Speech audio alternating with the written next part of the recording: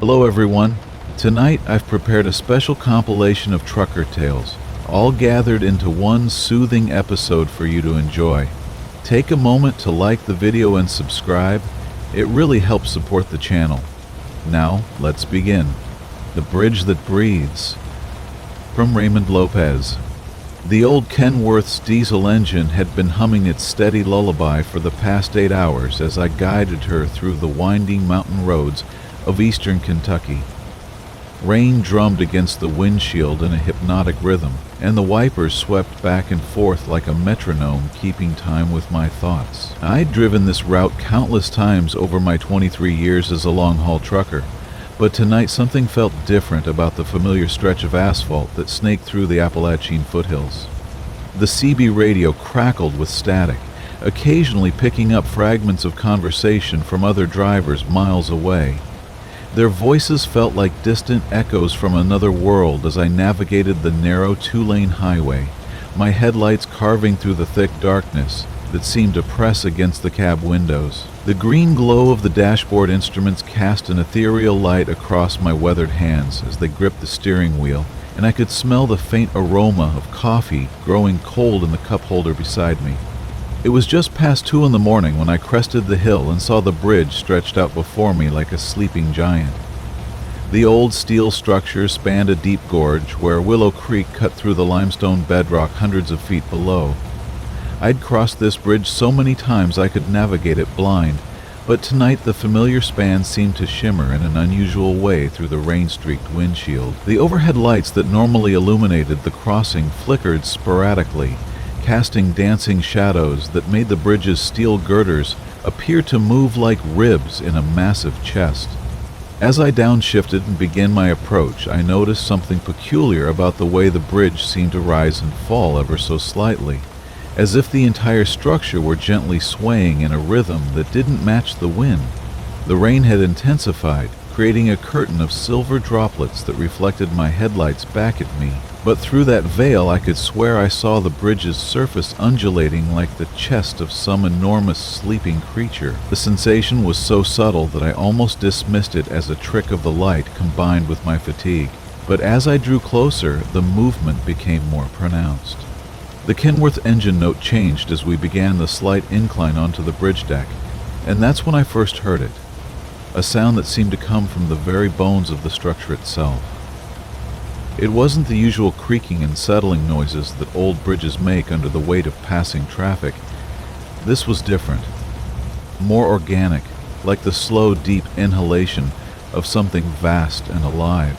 The sound seemed to synchronize with the gentle rise and fall I'd been observing, creating a rhythm that reminded me uncomfortably of breathing. My hands tightened on the steering wheel as I tried to rationalize what I was experiencing. Bridges expand and contract with temperature changes, I told myself. The steel girders could be settling after the day's heat, and the rain was probably causing thermal shifts that created unusual movements.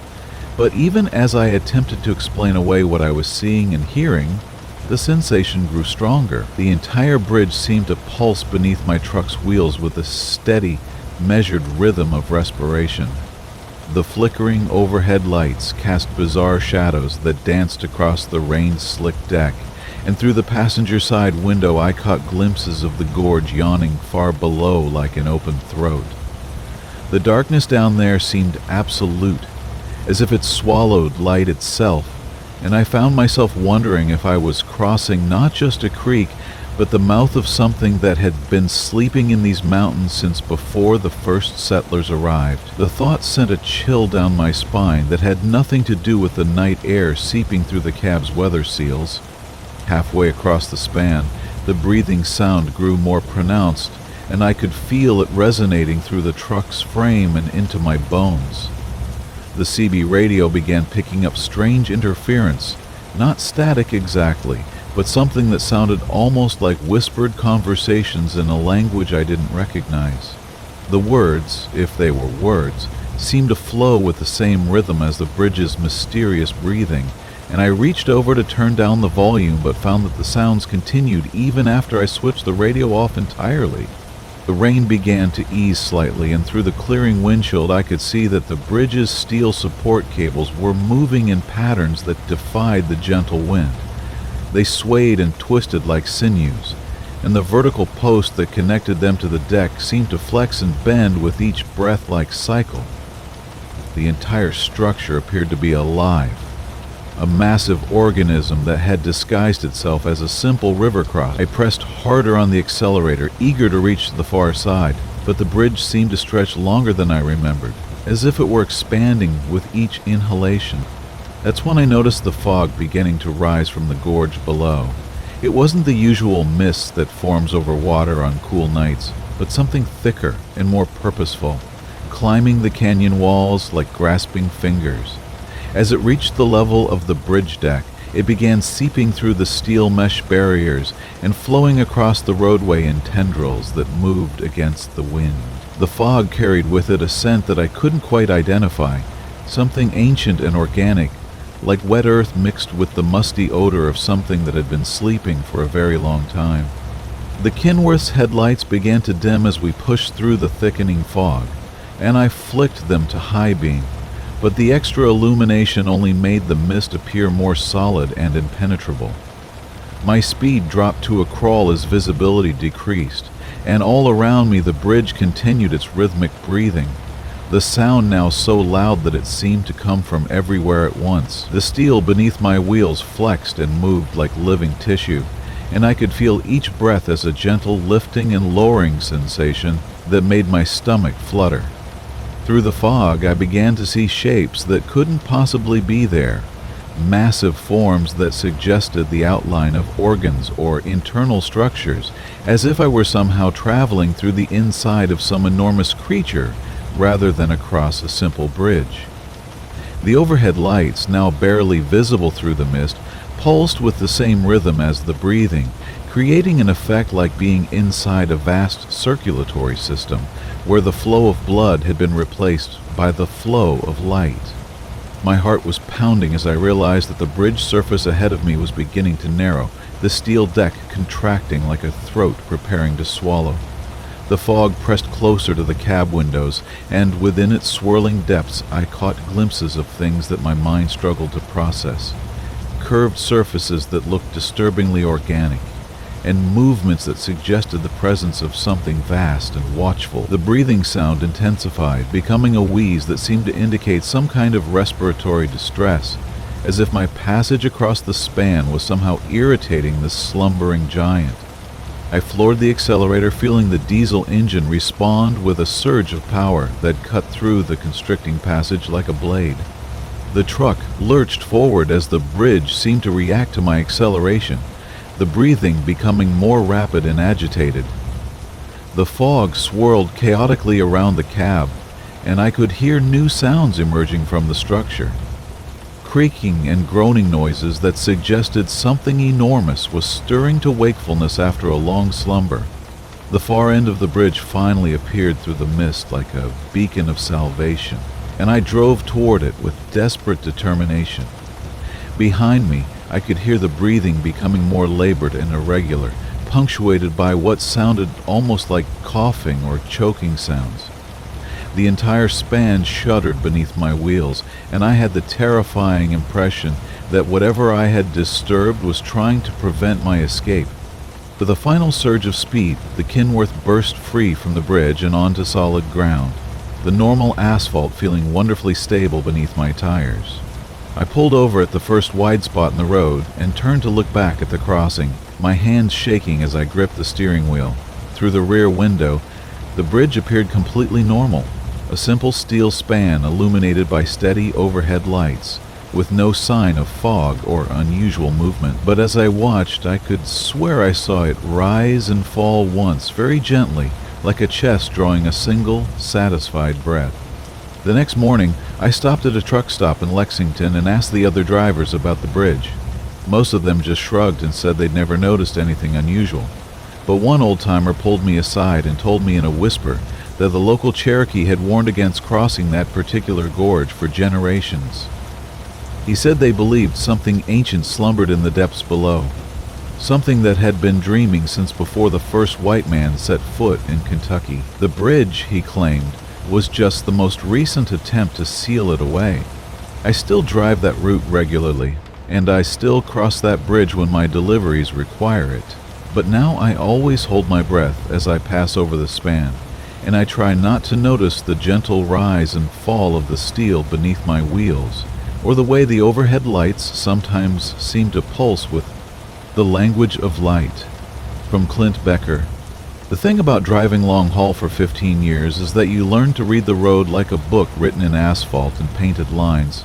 Every mile marker tells a story, every rest stop whispers secrets, and every pair of headlights carries its own message. Most drivers never really listen to what the highway is trying to tell them, but I've always been different that way. Maybe that's why I was the first to notice when the headlights started talking back. It began on a Tuesday night in late October, somewhere between Flagstaff and Albuquerque on Interstate 40. The desert stretched out on both sides of my Peterbilt like a vast, sleeping animal, its spine broken only by the occasional cactus silhouette against the star-drunk sky. The radio had been playing nothing but static for the last hour, so I'd switched it off, leaving only the steady rumble of my engine and the whisper of wind around my cab for company. The isolation didn't bother me anymore.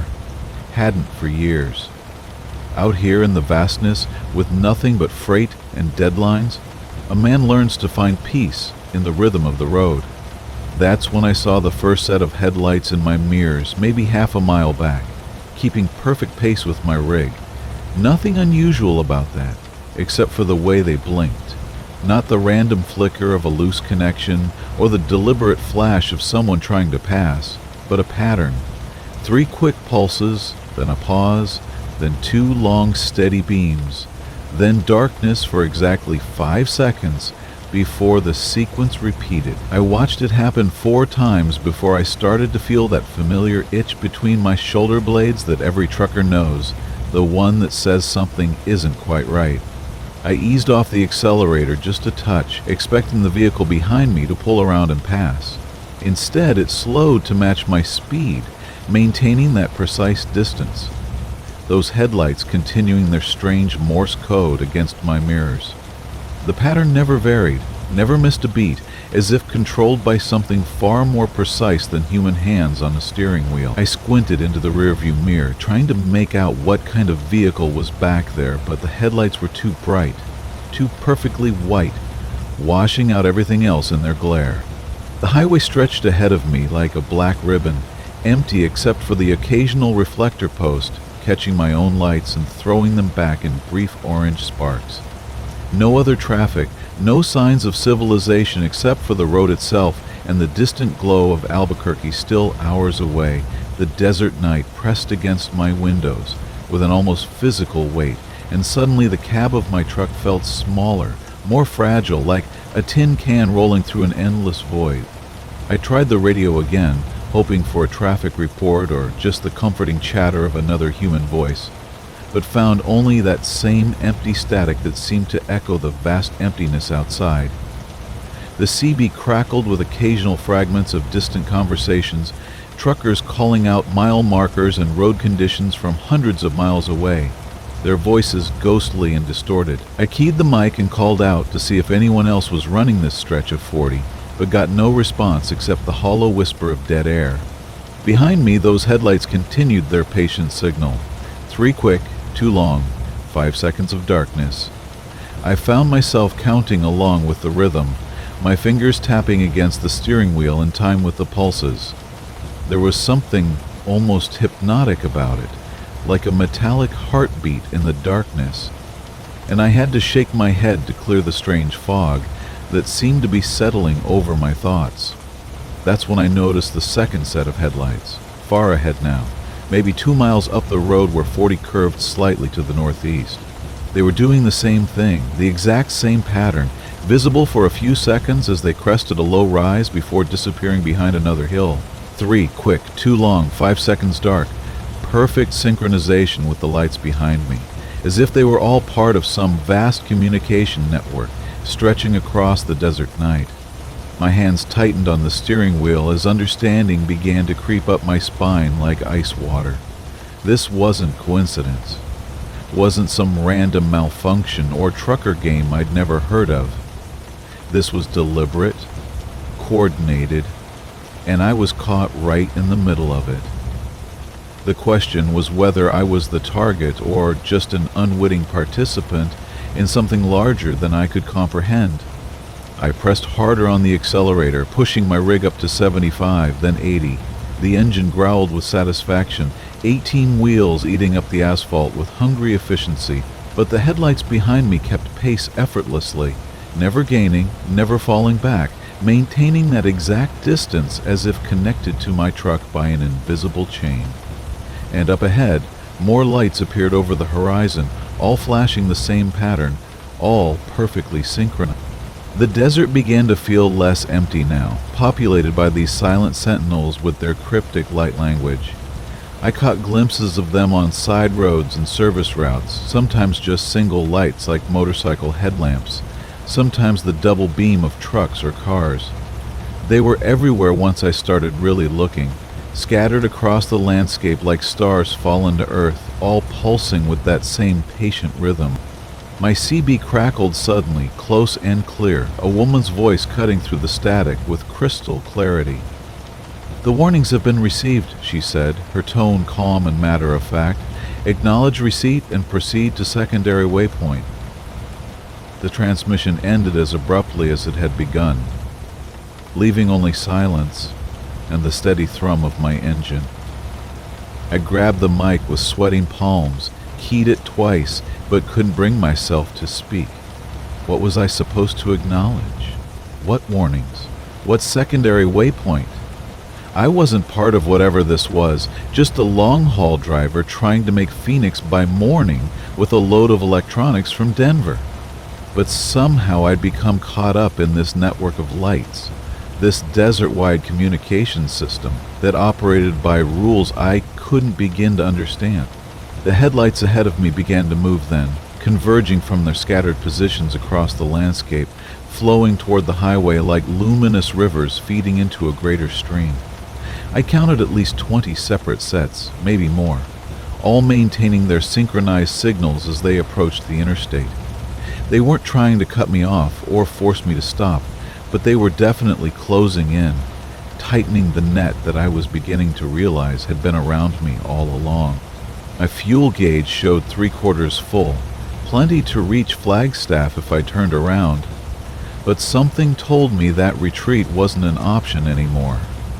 The lights behind me had multiplied too, at least 6 sets now, maybe 8, all flashing their strange code in perfect unison. I was part of a convoy I'd never agreed to join, carrying cargo I couldn't see to a destination I hadn't chosen. The woman's voice returned to the CB. "Clearer now. Closer. Target acquired and contained. Maintain current heading and velocity. Do not deviate from established parameters." This time I was sure the transmission was meant for me, though I couldn't understand how or why. I'd been driving these routes for 15 years without incident. Just another anonymous trucker in an endless stream of commercial traffic. What had changed? What made me special enough to warrant this kind of attention? Up ahead, an exit sign emerged from the darkness, green and reflective in my headlights. State Route 188. Services available 2 miles. I'd taken this exit before on runs to Phoenix, knew it led to a small truck stop with decent coffee and clean restrooms. But now it represented something else, a possible escape route from whatever was closing in around me. I clicked on my turn signal almost without thinking, then felt a chill when I realized that every other set of headlights on the road had done the same thing at exactly the same moment. We took the exit together, this strange convoy of lights and signals flowing down the off-ramp like water down a drain. The truck stop appeared ahead, its neon signs flickering red and blue against the desert sky, but something was wrong with the picture. The parking lot was full of vehicles, dozens of them, but no people moved between them. No lights showed in the diner windows. Even the fuel pumps stood silent and dark, like metal monuments to an abandoned civilization. I brought my rig to a stop at the edge of the lot, engine idling, trying to make sense of what I was seeing. Every vehicle was positioned with mathematical precision, headlights facing inward toward the center of the lot where a small concrete island held a cluster of picnic tables, and every single set of headlights was flashing the same pattern: 3 quick, 2 long, 5 seconds dark turning the entire truck stop into a massive signaling station pulsing against the night sky. The CB crackled one final time, the woman's voice now speaking directly into my ear, as if she were sitting in the passenger seat beside me. "Welcome to the network, Marcus. Your route has been optimized. Please proceed to position 7 and await further instructions." The transmission ended with a soft click, leaving me alone with the mechanic's last gift. From Derek Matthews. The toolbox had belonged to my grandfather, a man who could coax life from the most stubborn engine with nothing but worn wrenches and decades of experience. When he passed last spring, I inherited his old Kenworth, along with everything in it, including that dented metal toolbox bolted behind the sleeper cab. The thing had rattled for as long as I could remember, a familiar percussion that accompanied every mile of highway, every gear shift, every bump in the asphalt. Grandpa used to joke that the rattle was the box's way of singing, keeping him company during those long, lonely stretches between cities. I'd been running his old routes for 8 months now, hauling freight across the Midwest plains where the horizon stretches endlessly, and the radio stations fade in and out like whispered prayers. The Kenworth ran smooth as silk despite its age, testament to Grandpa's meticulous care, but that toolbox continued its eternal symphony of rattling metal. During the day, with the engine rumbling and the road noise filling the cab, I barely noticed it, but at night, during mandatory rest stops, the sound seemed amplified in the silence, a metallic lullaby that had become as comforting as a heartbeat. Tonight found me parked at a truck stop outside Omaha, one of those forgotten places where the neon signs flicker with dying bulbs and the coffee tastes like it was brewed sometime last week. A light rain had started around midnight, turning the world beyond my windshield into a watercolor painting of blurred lights and shadows. I had pulled in here plenty of times with Grandpa, back when I was just a kid riding shotgun during summer breaks, watching him navigate the maze of 18-wheelers with the skill of a conductor leading an orchestra. The digital clock on my dashboard glowed a steady blue, marking time in the quiet cab. Outside, the rain drummed against the metal roof with increasing intensity, a white noise that usually helped me drift off to sleep. But something felt different tonight, an electricity in the air that made my skin prickle and my thoughts race. I'd been lying in the sleeper for over an hour, staring at the ceiling and listening to the familiar sounds of the truck stop settling into its nighttime rhythm. That's when I first noticed the change in the toolbox's rattle. It was subtle at first, a shift in tempo that seemed to synchronize with my heartbeat. The usual random percussion had taken on a more deliberate pattern, almost like Morse code tapped out on metal. I sat up in the narrow bunk, straining to listen over the rain and the distant hum of idling engines. The sound was definitely coming from behind the sleeper wall, where the toolbox sat in its weathered mounting bracket. The clock read 3:31 a.m. when I finally gave up trying to sleep and climbed into the driver's seat. Through the rain-streaked windshield, the truck stop looked like a ghost town, with only a few scattered rigs maintaining their vigil under the flickering lights. Most drivers were deep in their mandatory rest periods, leaving the place eerily quiet except for the whisper of rain and the occasional hiss of air brakes in the distance. I reached for my thermos of coffee, now cold but still caffeinated, and took a long sip while contemplating whether to check the toolbox. Grandpa had always been particular about his tools, organizing them with an almost religious devotion. Every wrench, every screwdriver, every socket had its designated place, secured with foam padding and elastic straps. The box shouldn't be rattling the way it was, not with everything properly stowed. At exactly 3:33 a.m., the rattling stopped completely. The sudden silence was more unsettling than the noise had been. Where the familiar metallic rhythm had provided a constant backdrop to my thoughts, now there was only the rain and the distant electrical hum of the truck stop's lighting. I found myself holding my breath, waiting for the sound to resume, but the toolbox remained silent as a tomb. Something cold settled in my chest, a premonition that whispered of changes I wasn't prepared for. I grabbed my flashlight from the door pocket and pulled on my jacket, preparing to venture out into the rain to investigate. The cab door opened with its familiar creak, and immediately the night air rushed in, carrying the scent of wet asphalt and diesel fumes. The rain wasn't falling hard, but it was steady and cold, the kind that soaked through clothing with persistent determination. I walked around to the back of the cab, my boots splashing through puddles that reflected the truck stop's neon like scattered jewels. The toolbox looked exactly as it always had. A battered gray rectangle with scratched paint and rust stains that told stories of decades on the road. The mounting bolts were tight, the latch was secure, and nothing appeared out of place. I pressed my ear against the metal surface and listened, but heard only the rain drumming against the truck's surfaces. Whatever had been causing the strange rhythm had fallen silent. I was about to head back to the cab when I noticed something that made my blood run cold.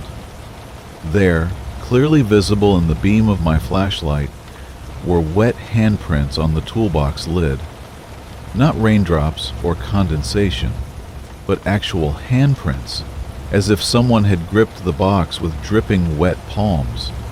The prints were larger than mine, with thick fingers and broad palms that I recognized immediately. They were identical to my grandfather's hands, the same hands that had taught me to change oil and adjust carburetors, the same hands that had gripped this very toolbox thousands of times. But Grandpa had been dead for 8 months. I stumbled backward, nearly losing my footing on the wet pavement, my flashlight beam wavering across the impossible evidence. The handprints were already beginning to fade in the rain, the water washing away whatever force had created them, but their image was burned into my memory. I stood there in the downpour, trying to rationalize what I'd seen, searching for logical explanations that refused to materialize. The sound that came next froze me in place completely. From inside the sealed toolbox came the unmistakable sound of metal on metal, but not the random rattling I'd grown accustomed to. This was deliberate, purposeful, the sound of someone sorting through tools with practiced familiarity. I could hear the distinctive ring of wrenches being moved, the soft thud of screwdrivers being repositioned, the whisper of ratchets being arranged. Someone, or something, was organizing the tools according to Grandpa's precise system. My hands shook as I reached for the toolbox latch, every instinct screaming at me to walk away, to climb back into the cab and drive until I reached the next truck stop. But this was my grandfather's truck, his tools, his legacy that I'd promised to honor. If something of him lingered here, clinging to the possessions that had defined his working life, then I owed it to his memory to face whatever waited inside that box. The latch opened with a soft click, and I lifted the heavy lid with trembling fingers. My flashlight beam illuminated the interior, revealing tools arranged in perfect order, each item occupying its designated slot with military precision. Everything was exactly as Grandpa had left it, down to the smallest detail, but I could swear the arrangement was more perfect than I'd ever seen it. The tools seemed to gleam despite their age, and the foam padding showed not a trace of the oil stains and wear marks that had accumulated over the years. That's when I saw the note. It was tucked under a socket wrench in the corner, written in Grandpa's distinctive handwriting on a piece of paper that looked impossibly fresh and clean. My hands trembled as I unfolded it, the beam of my flashlight illuminating words that shouldn't exist. Eddie, the tools know the truck better than you do. Listen to them and they'll keep you safe. Some rattles are warnings, not complaints. Pay attention at 3:30, 3.love, Grandpa. The paper dissolved in my wet fingers like sugar and rain. the ink running together before vanishing entirely. I stood there staring at empty air, wondering if exhaustion and grief had finally pushed me over the edge into hallucination. But the tools remained perfectly arranged, more organized than I'd ever seen them, and a warmth had settled over me despite the cold rain. I closed the toolbox gently and returned to the cab, my mind racing with questions that had no rational answers. The clock read 3:47 a.m. as I settled back into the driver's seat, and almost immediately the familiar rattling resumed from the toolbox. But now I heard it differently. Not as random noise, but as communication, a metallic Morse code that spoke of worn brake pads and loose connections, of maintenance schedules and safety inspection. Over the following weeks, I began to understand what Grandpa had meant about listening to the tools. The rattling patterns changed depending on the truck's condition, becoming more urgent when something needed attention, more gentle when all systems ran smoothly. At exactly 3, the station where words go to die. From Bobby Collins. The CB radio had been crackling with static for the last 100 miles, nothing but white noise and the occasional fragment of conversation that dissolved before I could make sense of it. I'd been driving my Peterbilt through the Nevada desert for 12 hours straight, hauling a load of electronics from Reno to Phoenix, when my fuel gauge finally demanded attention. The needle hovered dangerously close to empty, that familiar anxiety creeping up my spine as I scanned the dark horizon for any sign of civilization. That's when I saw it. A pale glow rising from behind a cluster of Joshua trees, neon light bleeding into the star-drunk sky like a beacon. The exit appeared almost immediately after, as if the desert had conjured it just for me. Route 447, the sign read, though I couldn't recall seeing it on any of my maps. But fuel was fuel, and I'd learned long ago not to be picky about where I found it in the middle of nowhere. The off-ramp curved gently downward, my 18 wheels humming against asphalt that seemed newer than it should be for such a remote location.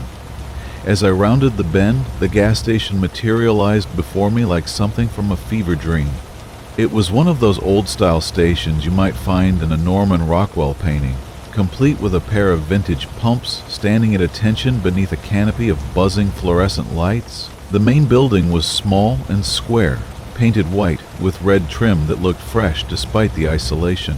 A sign above the door simply read, "Gas and Goods," in block letters, no brand name or corporate logo to identify the chain. What struck me most as I pulled my rig alongside the diesel pump was the absolute stillness of the place. No wind stirred the desert air. No insects buzzed around the lights. Even my engine seemed to idle more quietly than usual, as if the night itself was holding its breath. Through the large windows of the station, I could see warm yellow light spilling across rows of snacks and displays, but no movement, no sign of an attendant behind the counter. I climbed down from my cab, my boots hitting the concrete with a sound that seemed to echo longer than it should. The air smelled of sage and something else, something clean and sterile, like a hospital corridor. I approached the pump and was relieved to find it accepted my fuel card. The display lit up with familiar green numbers, and I began the familiar ritual of filling my tanks, watching the gallons tick by while I studied my surroundings more carefully. The station sat in what felt like a pocket of calm carved out of the desert. Beyond the reach of the fluorescent lights, darkness stretched in all directions. But it wasn't the natural darkness of the Nevada night. This was something deeper, more complete, as if the light from the station simply stopped at an invisible boundary and refused to go any further. No distant mountains were visible against the stars. No highway sounds carried on the air. It was as if this place existed in its own separate world, disconnected from everything I knew. The pump clicked off, and I realized I needed to go inside to get my receipt. As I approached the glass door, I noticed there were no sale flyers taped to the windows, no promotional signs for lottery tickets or energy drinks. The interior looked almost museum-like in its cleanliness and organization. Shelves lined with perfectly arranged snacks, a coffee station with gleaming steel dispensers, a freezer section humming so quietly I could barely hear it, but still no attendant in sight. The door opened with a soft chime, and I stepped inside. The first thing that hit me was the silence. Not just quiet, but a complete absence of sound that seemed to press against my eardrums. Even the fluorescent lights above made no electrical buzz. The coolers produced no mechanical hum. My footsteps on the linoleum floor were muffled, as if the air itself was absorbing every sound I made. "Hello?" I called out, my voice sounding strange and flat in the peculiar acoustics of the space. The word seemed to fall dead the moment it left my lips, creating no echo, no reverberation. It was like speaking into a recording booth, lined with sound-dampening foam. "Anyone here?" I waited, listening for a response, for footsteps from a back room, for any indication of human presence. Nothing came. The silence stretched on, growing more uncomfortable with each passing second. I walked toward the counter, thinking perhaps the attendant was in a back office or restroom. But as I moved through the aisles, I began to notice other strange details about the place. Every product on the shelves was perfectly aligned, labels facing forward with mathematical precision. The candy bars were arranged by color rather than brand. The chip bags showed no signs of having been handled by customers. No dents, no misplaced items, no evidence that anyone had ever shopped here. Even stranger, when I looked closely at the expiration dates, they all showed the same day, today's date, as if the entire inventory had been restocked this morning and would expire by midnight. I reached the counter and found it completely clean and organized. The cash register was an old mechanical model, the kind with brass keys and a bell that rings when the drawer opens. No credit card reader, no lottery machine, no usual clutter of promotional materials. A small handwritten sign next to the register read, "Please leave exact change." The handwriting was perfectly uniform, too precise to be natural, like something a machine might produce trying to mimic human penmanship. Behind the counter, an open doorway led to what appeared to be a storage room. I could see boxes stacked neatly in the shadows, but the darkness beyond seemed to swallow the light from the main store, creating a black void that my eyes couldn't penetrate. "Hello?" I called again, directing my voice toward that opening. The sound vanished instantly, as if the darkness had consumed it before it could travel more than a few feet. I decided to grab a cup of coffee and leave some money on the counter. The coffee dispensers were full and appeared fresh, but when I pressed the lever, the liquid that flowed out was completely clear. Like water, but with the consistency of syrup.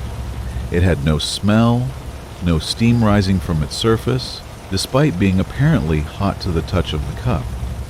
I set it aside and tried the other dispenser, but the same clear liquid emerged, thick and viscous and wrong.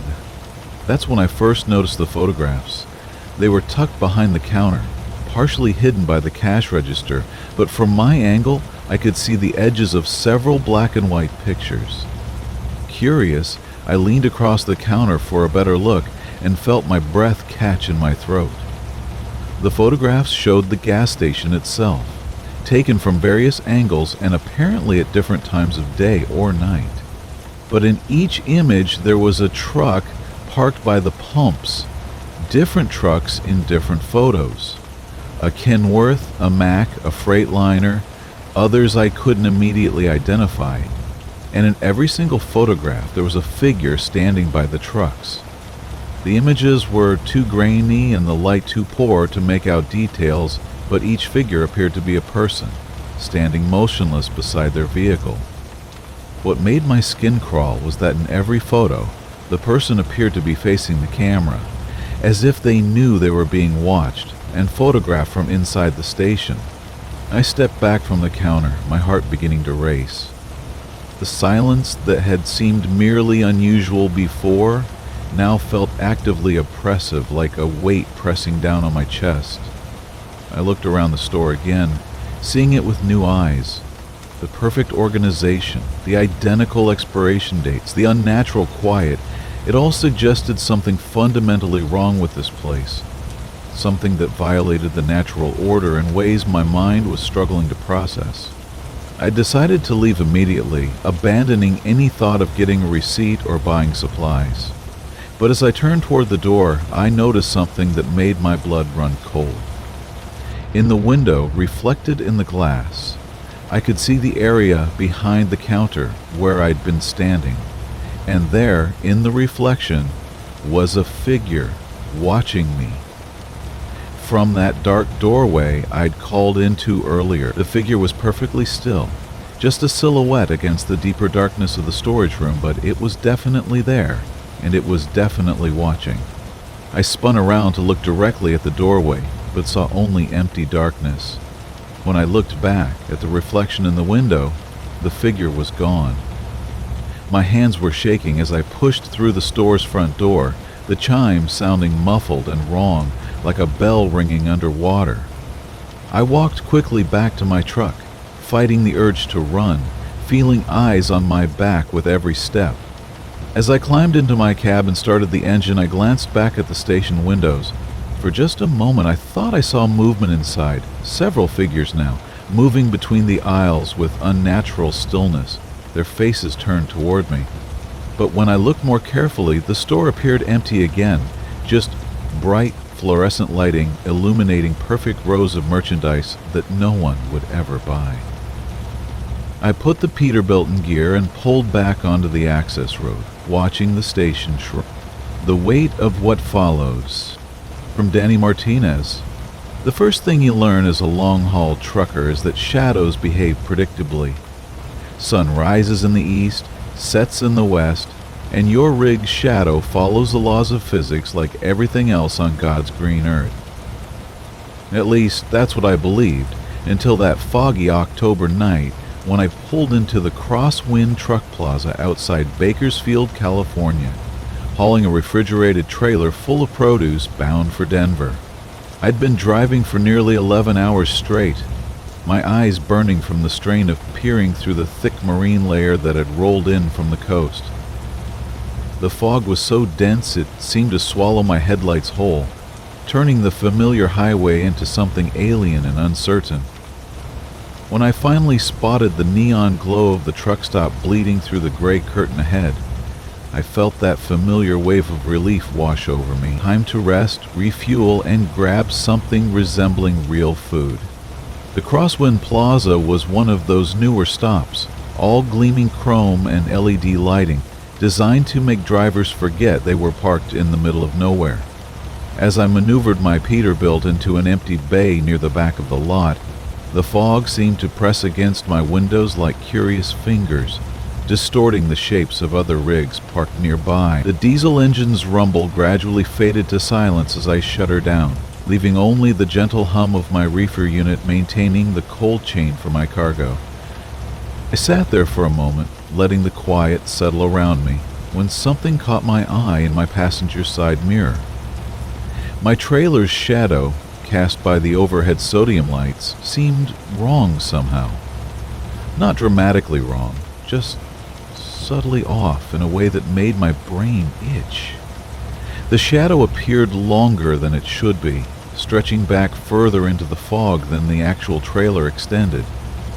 I rubbed my tired eyes, chalking it up to fatigue in the way the fog was playing tricks with the light. After completing my mandatory inspection, checking tire pressure, testing the air brakes, ensuring my load hadn't shifted, I made my way across the lot toward the main building. The fog muffled my footsteps on the asphalt, creating an oddly intimate atmosphere despite being surrounded by dozens of other trucks. Their shapes loomed out of the gray like sleeping giants, their own shadows pooling beneath them in strange configurations that the overhead lighting couldn't quite explain. Inside the truck stop, fluorescent lights buzzed overhead, casting everything in that familiar harsh white glow that made everyone look slightly cadaverous. I grabbed a cup of coffee that had probably been brewing since the Clinton administration, and a shrink-wrap sandwich that claimed to contain turkey. The clerk, a tired-looking woman with kind eyes, made small talk about the weather while I paid. "Fog's been like this for 3 days straight," she said, glancing toward the windows where we could see nothing but gray pressing against the glass. "Ain't natural if you ask me. Usually burns off by now, but this stuff just sits there like it's got nowhere else to be." I nodded politely, though her words stirred something uneasy in my chest. Back outside, the fog seemed even thicker, if that were possible. I could barely make out my own rig, even though I'd parked maybe 50 yards from the building. As I walked back across the lot, my footsteps echoing strangely in the muffled air, I noticed something that made me pause. Other trucks in the lot were casting shadows that didn't match their positions either. A Kenworth near the fuel island had a shadow that seemed to bend at an impossible angle, curving back toward the truck as if the light source were directly above it, though the nearest pole light was clearly off to one side. A Freightliner parked parallel to the building cast a shadow that appeared to be moving slightly, swaying back and forth despite the complete absence of any wind. I stood there in the fog, coffee growing cold in my hands, trying to rationalize what I was seeing. Atmospheric distortion, maybe. Heat shimmer from the diesel engines mixing with the cool fog to create optical illusions. But the more I looked, the more obvious it became that something fundamental was wrong with the way shadows were behaving in this place. When I reached my own truck, I walked slowly around the entire rig, studying the interplay of light and shadow. My tractor cast a normal shadow, falling exactly where physics dictated it should. But my trailer? That was different. Its shadow stretched back into the fog much further than the trailer itself. And worse, the shadow seemed to have additional bulk, as if something were attached to the back of my trailer that I couldn't see. I checked my manifest again, though I knew it by heart.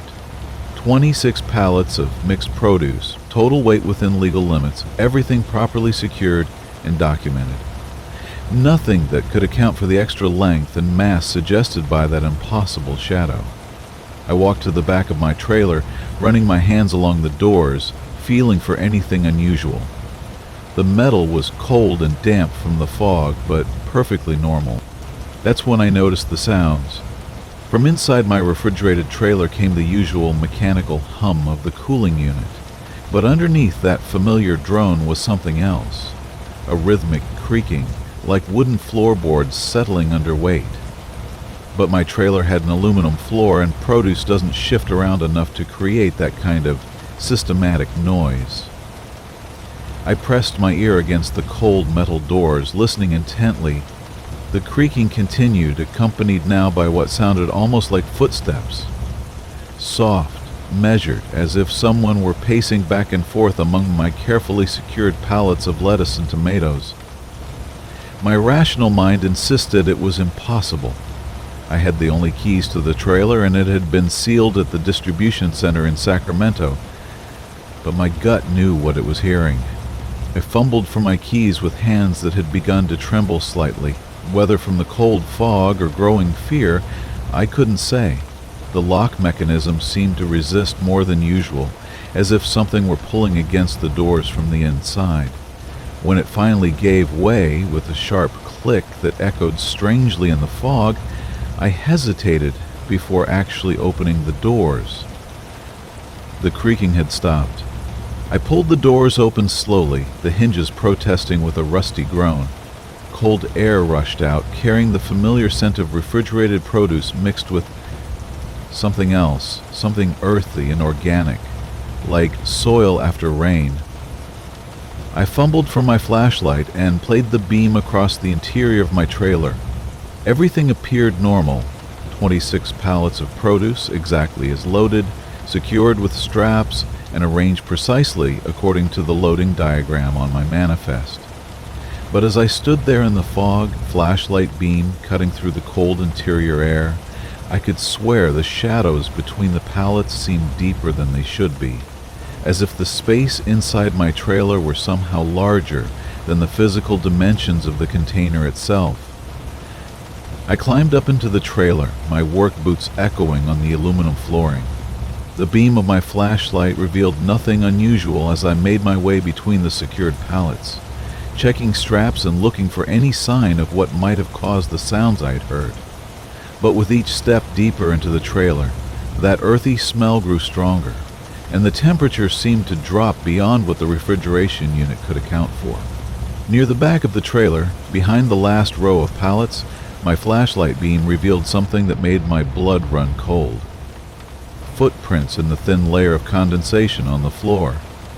Not boot prints like mine, but barefoot impressions, as if someone had been walking around my cargo without shoes.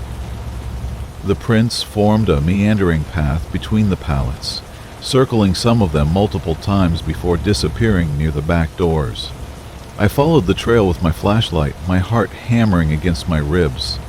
The prints led to the very back corner of the trailer, where they simply ended at the wall, not at the doors, where someone might have exited, but at the solid metal wall where no exit was possible.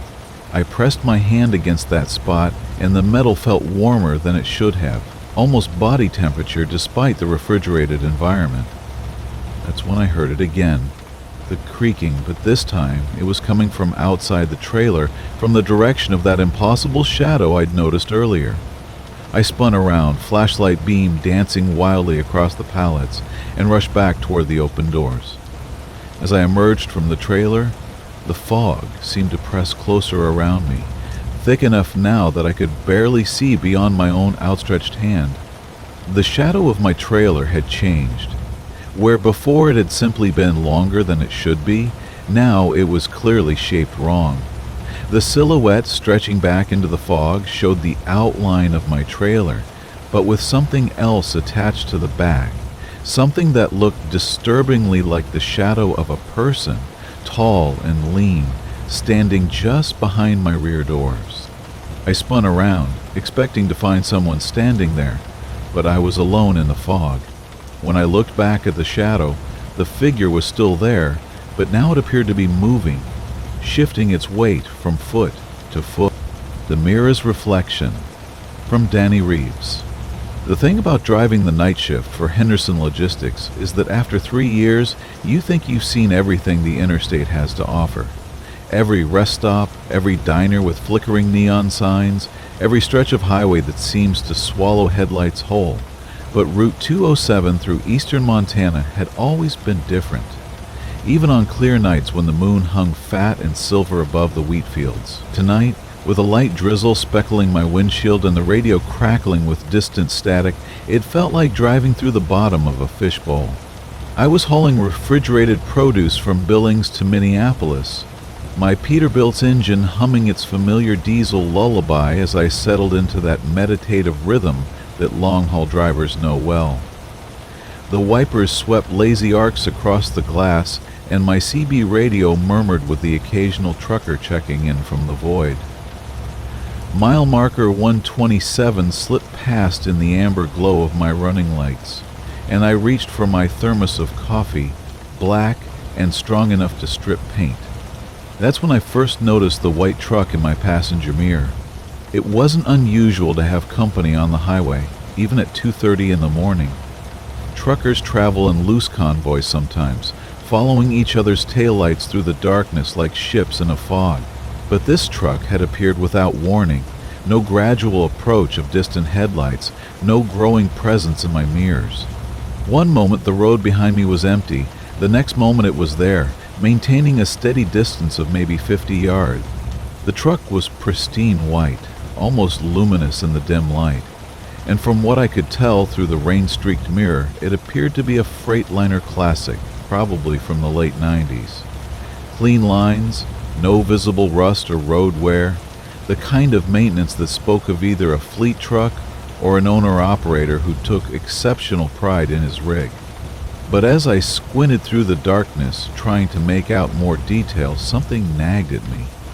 The front of the truck, where the license plates should have been mounted, showed only a dark rectangle of emptiness. I adjusted my mirror and leaned forward slightly, trying to get a better look. The white truck maintained its distance perfectly, neither gaining nor falling back. its headlights cutting steady beams through the drizzle. No license plate on the front, which wasn't necessarily unusual since not all states required them. But when I glanced at my driver's mirror to check the rear plate, I saw the same dark void where numbers and letters should have been. The radio crackled and I reached for the CB microphone, keying it with practiced ease. Breaker 19, this is Nighthawk eastbound on 287 at mile marker 130. Got a white Freightliner behind me, you got your ears on? I released the key and waited, listening to the static that seemed heavier tonight, more oppressive somehow. No response came back, not even the usual chatter from other drivers. The radio hummed with empty frequency, as if the white truck and I were the only vehicles moving through this particular slice of Montana darkness. I tried again, this time using the more common Channel 19. Any drivers eastbound on 287, this is Nighthawk looking for a radio check. Still nothing but the whisper of static and the steady rhythm of my wipers. I glanced back at the mirror, and the white truck was still there, maintaining its precise distance like a ghost tethered to my trailer. The rain was picking up now, drumming harder against my windshield, and the truck's headlights seemed to shimmer through the water like distant stars. For the next 20 miles, nothing changed. The white truck followed with mechanical precision, never varying its speed or position. I experimented, easing off the throttle to drop my speed by 5 miles per hour, then 10. The truck matched me perfectly. I accelerated gradually, watching my speedometer climb back up to 70, then 75. The white truck stayed exactly 50 yards behind, as if connected by an invisible cable. The exit for Glendive appeared in my headlights, and on impulse I decided to test my silent companion. I activated my turn signal and began to ease toward the off-ramp, watching the mirrors intently. The white truck continued straight, finally breaking the strange formation we'd maintained for so long. I felt a mixture of relief and embarrassment as I took the exit, realizing I'd let my imagination run away with what was probably just another driver heading to a different destination. But as I reached the bottom of the ramp and prepared to loop back onto the interstate, I saw it again. The white truck was already there, waiting at the on-ramp merge point, its engine idling with a sound like distant thunder. No time had passed, no possible way for it to have taken an earlier exit and reached this point ahead of me, yet there it sat, patient and impossibly present. I merged back onto the highway, my hands trembling slightly on the steering wheel, and the white truck fell in behind me once more, resuming its exact 50-yard distance. The rain was falling harder now, turning the world beyond my headlights into a blur of dark shapes and streaming water. My radio continued to emit nothing but static, as if the truck behind me was somehow jamming all frequencies. Miles passed in tense silence. Jordan Circle lay through drowsy farming communities that existed only as scattered lights in the distance. The white truck followed, with relentless consistency, never wavering, never showing any sign of human behavior. Real drivers shifted in their seats, adjusted their speed for curves, showed the tiny variations that marked them as human. This truck moved like something programmed, something following rules that existed outside normal experience.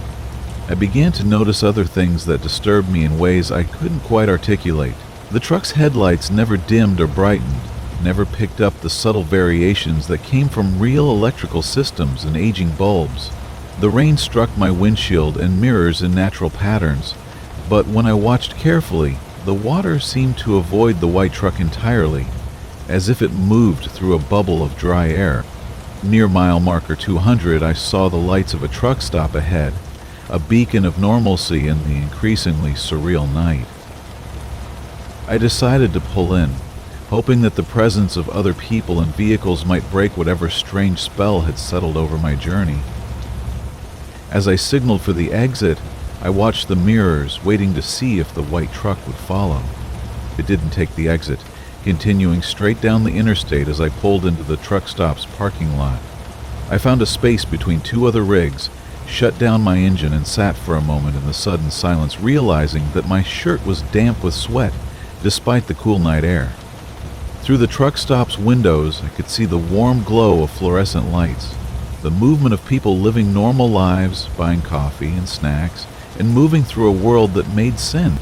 I climbed down from my cab and walked into the building, nodding to the sleepy clerk behind the counter. The coffee was terrible but hot, and I bought a cup along with a package of peanut butter crackers, needing the ritual of ordinary things. I called my dispatcher on my cell phone, checking in as required, and listened to his familiar voice complain about delivery schedules and fuel costs. Everything normal, everything real. But when I walked back outside 45 minutes later, the white truck was parked in the space directly across from mine. Same pristine paint job, same absence of license plates front and rear, sitting silent and dark as if it had been there for hours. None of the other drivers I'd spoken to inside had mentioned seeing it arrive. The clerk, when I asked, looked at me with confusion and insisted no white truck had entered the lot since I'd arrived. I approached it cautiously, my footsteps echoing in the quiet parking lot. Up close, the truck was even more unsettling.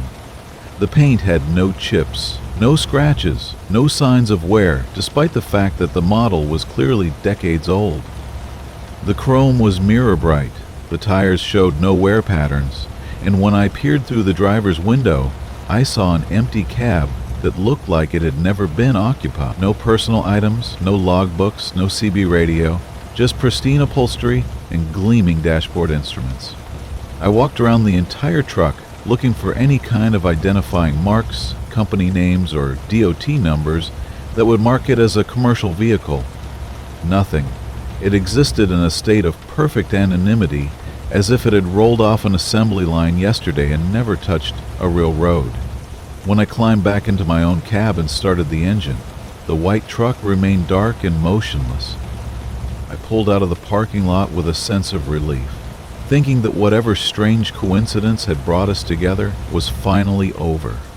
But as I merged back onto the interstate, my mirrors filled once again with familiar headlights, and the white truck resumed its position 50 yards behind me, as inevitable as sunrise. The rest of my journey to Minneapolis passed in a haze of mounting "The Receiver That Shouldn't Exist" from Chad Rogers. The rain drummed against my windshield like restless fingers as I guided my Peterbilt through the Illinois night, its diesel engine purring with the steady rhythm that had become my lullaby over 15 years of long-haul trucking. The wipers swept back and forth in their hypnotic dance, clearing away the October downpour that had been following me since I left the distribution center in Chicago. My cargo of electronics bound for Memphis sat secure in the trailer behind me, and I was making good time despite the weather. The green glow of my GPS showed the familiar route stretching ahead. Interstate 57 cutting through the darkness like a wet ribbon. I'd been driving this route for the better part of a decade, knew every truck stop, every way station, every toll booth between the Windy City and the Mississippi Delta. The familiarity was comforting in a profession where the unexpected could mean lost time, lost money, or worse. My CB radio crackled occasionally with chatter from other drivers, their voices distant companions in the solitude of the night. The heater hummed softly, keeping the October chill at bay, while the rhythmic thrum of tires on wet asphalt created a meditation all its own. As I approached the Illinois-Kentucky border, I noticed something odd.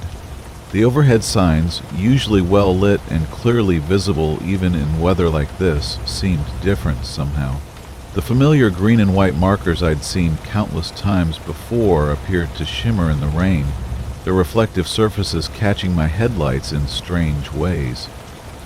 I attributed it to the storm, the way water can bend and distort light, making even the most mundane seem otherworldly. The radio weather report had mentioned heavy rain throughout the region, with possible flooding in low-lying areas. But then I saw the toll plaza ahead and my foot eased off the accelerator in confusion. There shouldn't be a toll booth here. I'd driven this stretch of I-57 hundreds of times, and while Illinois had plenty of toll roads up north, this particular section had always been free. The bright lights of the plaza cut through the rain like a beacon. electronic signs displaying rates and lane assignments that definitely hadn't been there on my northbound trip just 3 days earlier. My CB crackled with static, and I tried raising other drivers to ask about construction or new toll installations, but received only silence in return.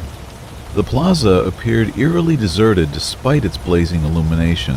No other vehicles approached from either direction, which struck me as strange for a major interstate even at 2 in the morning. The electronic signs flickered occasionally, their LED displays creating brief after images against my retinas. I could see multiple lanes, some marked for trucks, others for regular vehicles, all empty except for the yellow glow of sodium vapor lights reflecting off the wet pavement. The whole scene had an artificial quality, like a movie set constructed in the middle of nowhere.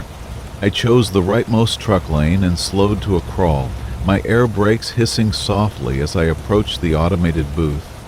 No attendant was visible, just the familiar setup of cameras, sensors, and a ticket dispenser.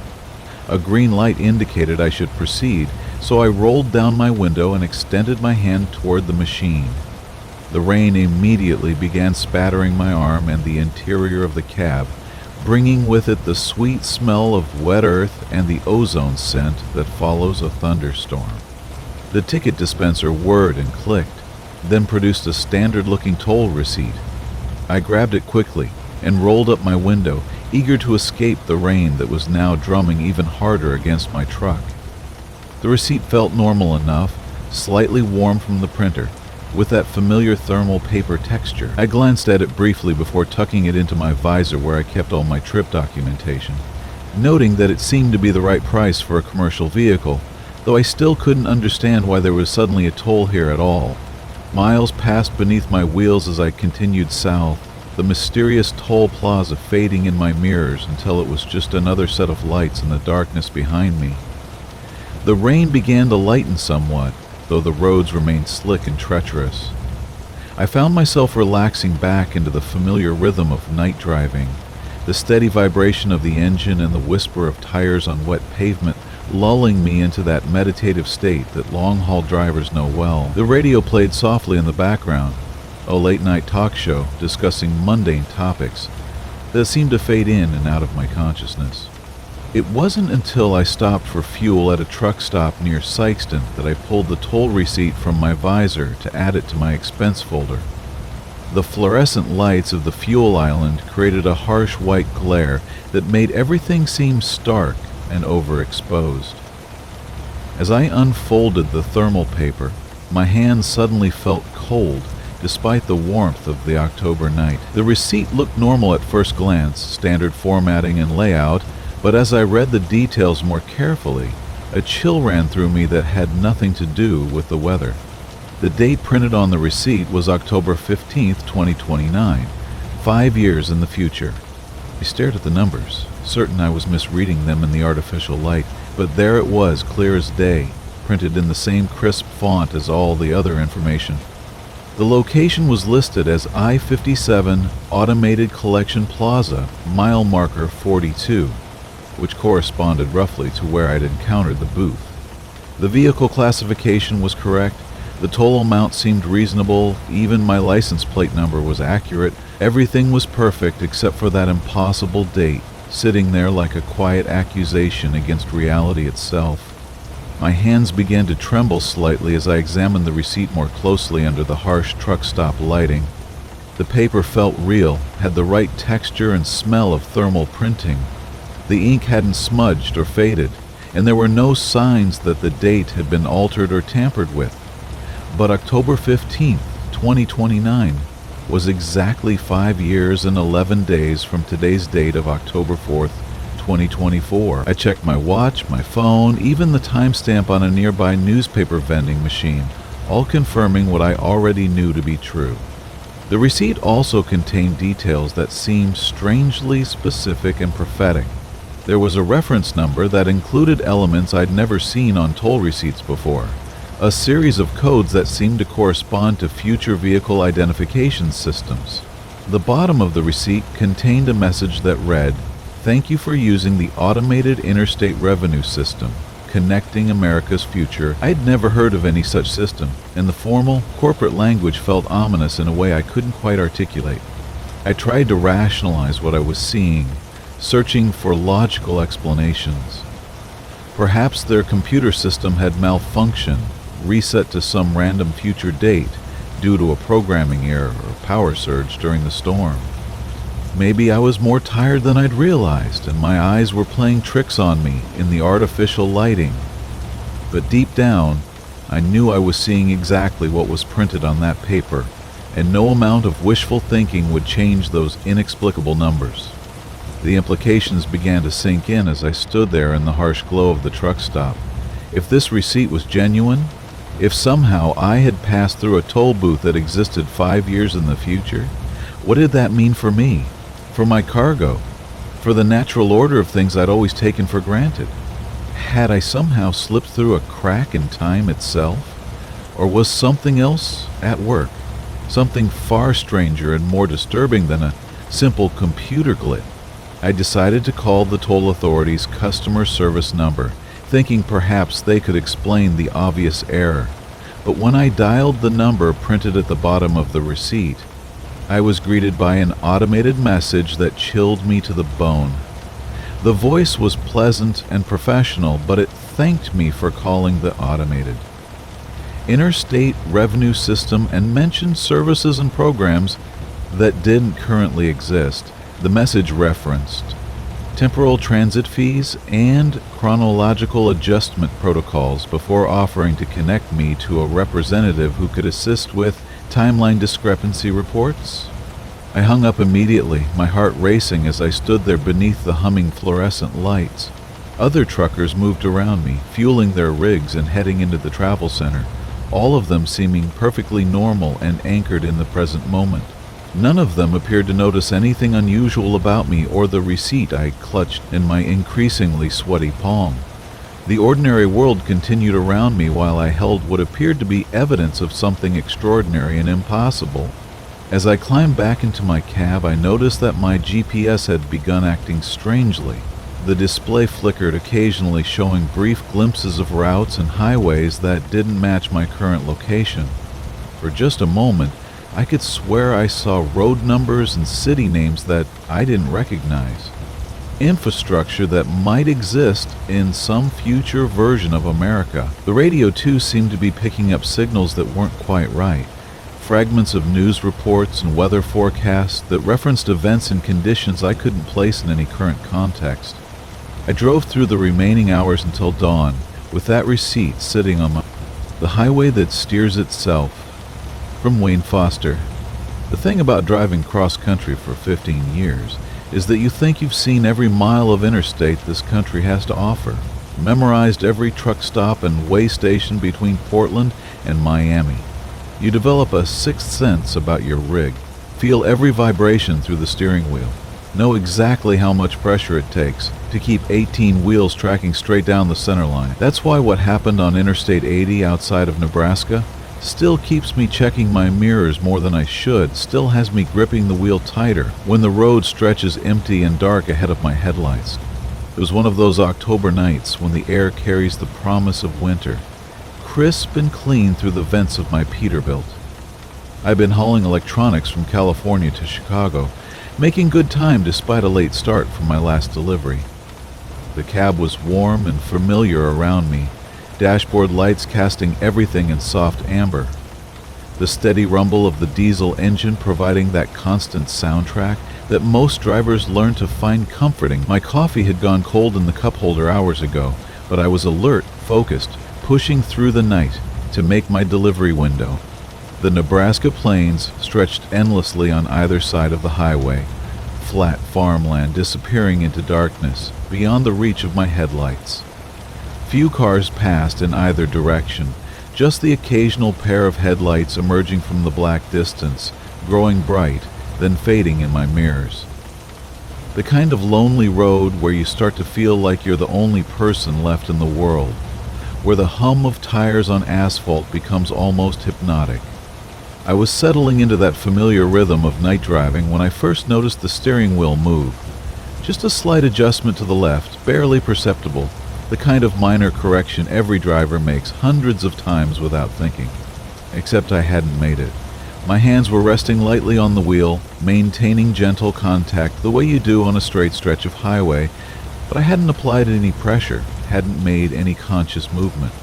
At first I dismissed it as imagination, fatigue playing tricks with my perception. Long-haul drivers learn to recognize the early signs of road hypnosis, that dangerous state where your mind starts to drift and your body operates on autopilot. But as the miles rolled by, it happened again. Another small adjustment, this time to the right, correcting what would have been an almost imperceptible drift toward the shoulder. The wheel turned smoothly under my loose grip, as if guided by invisible hands. I tightened my hold on the steering wheel, testing its response. The truck steered normally when I applied deliberate pressure, following my input exactly as it should. The power steering fluid was fine. The alignment had been checked just last month. Everything felt mechanically sound, yet something was definitely wrong. My Peterbilt was making steering corrections that I wasn't commanding, subtle adjustments that kept us perfectly centered in the right lane. The sensation was unlike anything I'd experienced in 15 years of professional driving. It wasn't the pull you feel from a tire losing pressure or the drift caused by crosswinds. This felt purposeful, as if the truck had developed its own sense of direction, its own idea about where we should be going.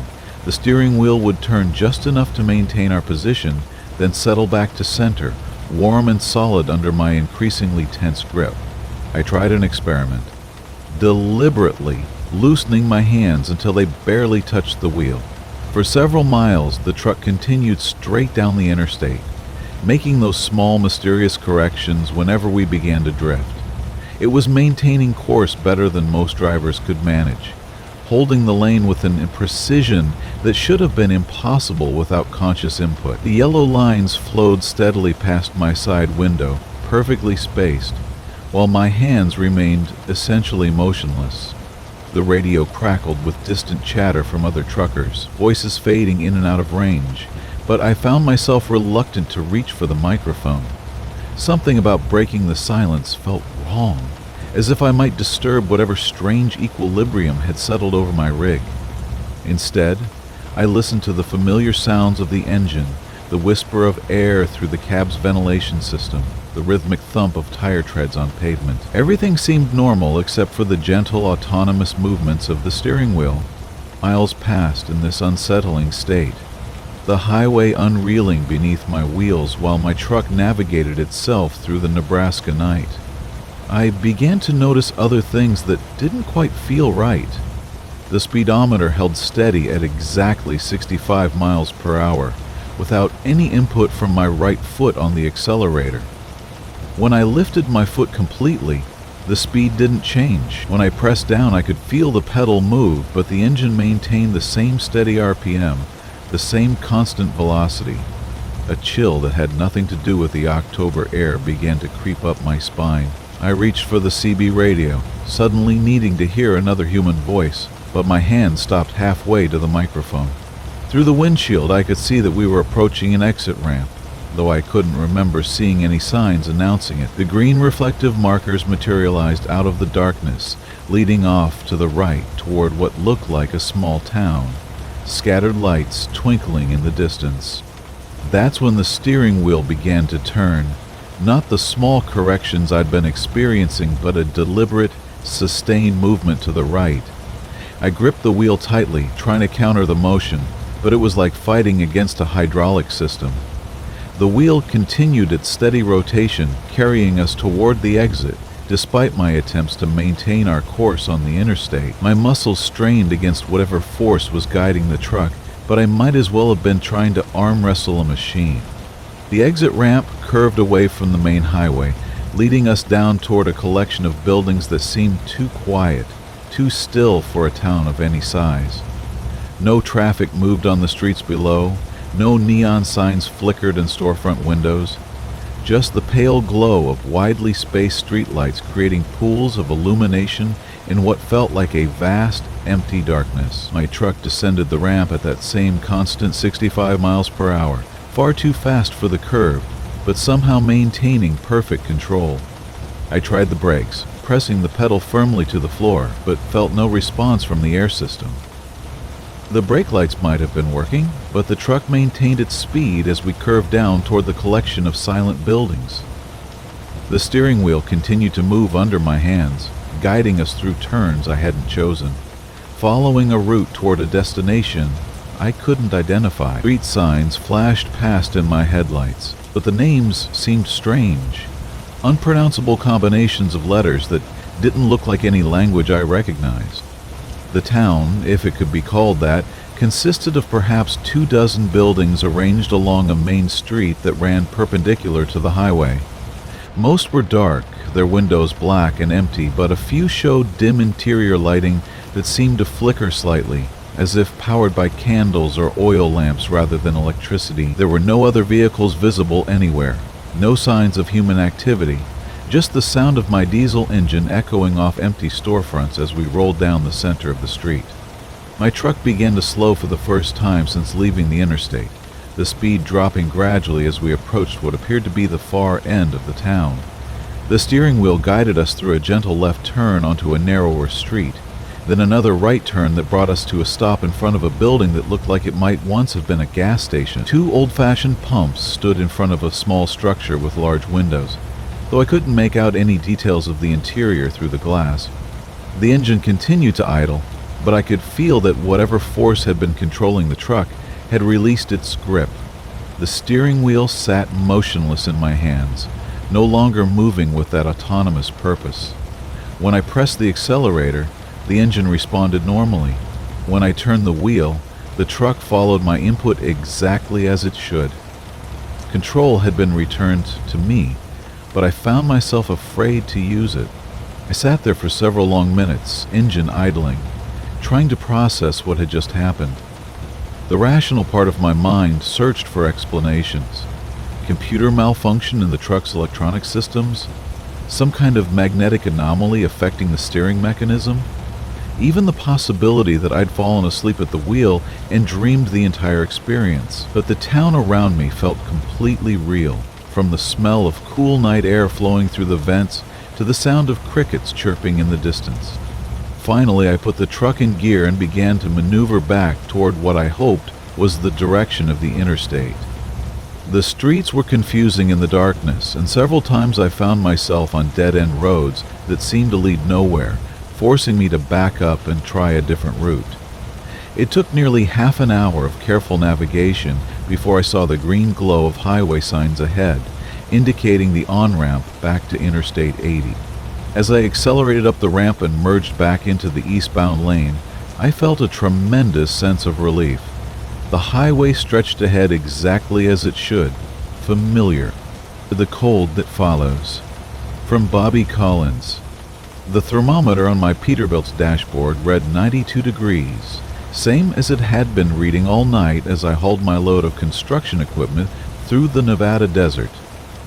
The air conditioning had given up somewhere outside of Reno, leaving me with nothing but the hot wind rushing through my open windows and the steady hum of 18 wheels on asphalt.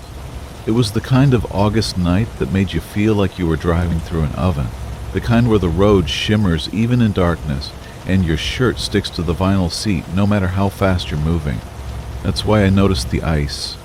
At first I thought it was just fatigue playing tricks on my eyes.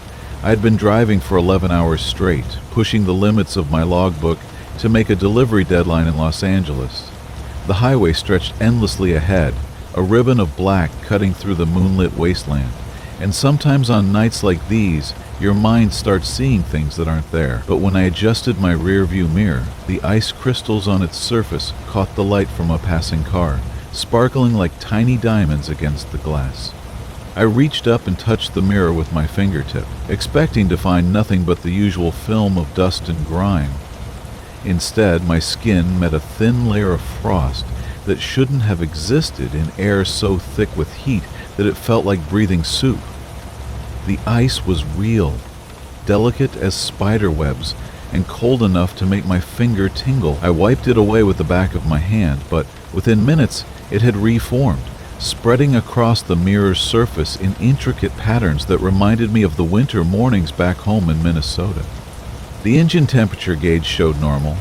The coolant levels were fine. There was no mechanical reason for ice to be forming anywhere on my truck. Yet as I drove deeper into the desert night, I began to notice it spreading. First, it appeared on the passenger side window, despite the hot air flowing through it. Then on the chrome trim around the dashboard, creeping across the metal like a living thing. The temperature outside remained brutal, the kind of heat that would kill a man in hours if he were stranded without water. But my cab was slowly becoming a pocket of winter in the middle of an inferno. I tried to rationalize it as I drove. Maybe there was some kind of atmospheric phenomenon I didn't understand, some freak weather pattern that could create these impossible conditions. I'd been driving trucks for 15 years and had seen my share of strange things on the road.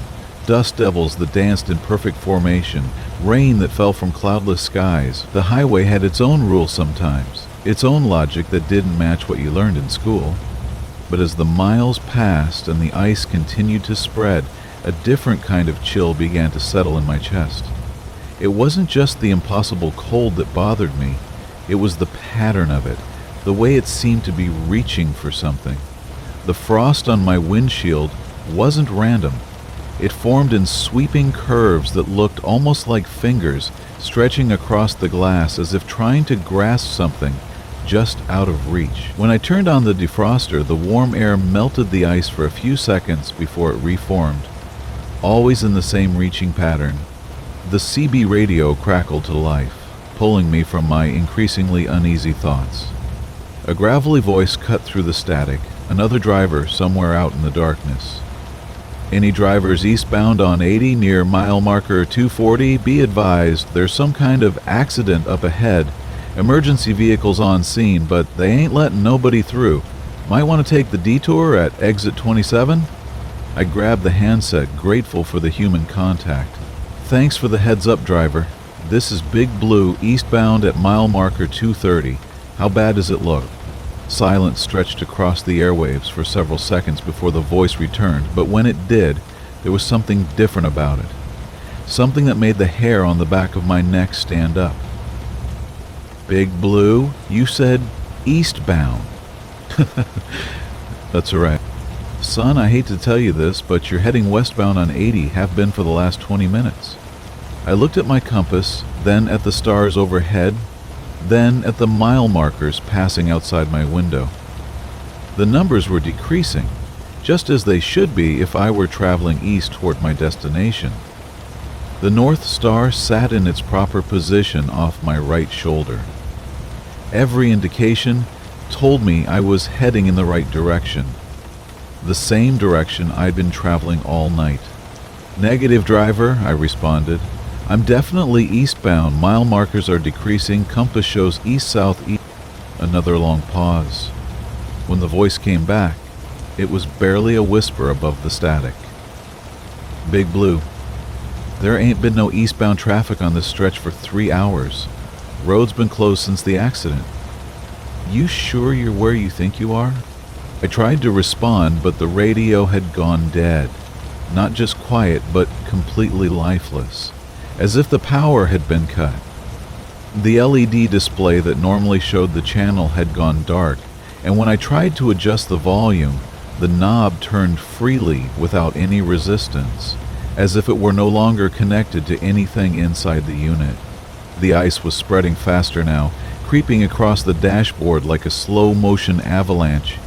It covered the speedometer first, then the fuel gauge, then the temperature readings, obscuring the familiar numbers that had been my constant companions through countless nights on the road.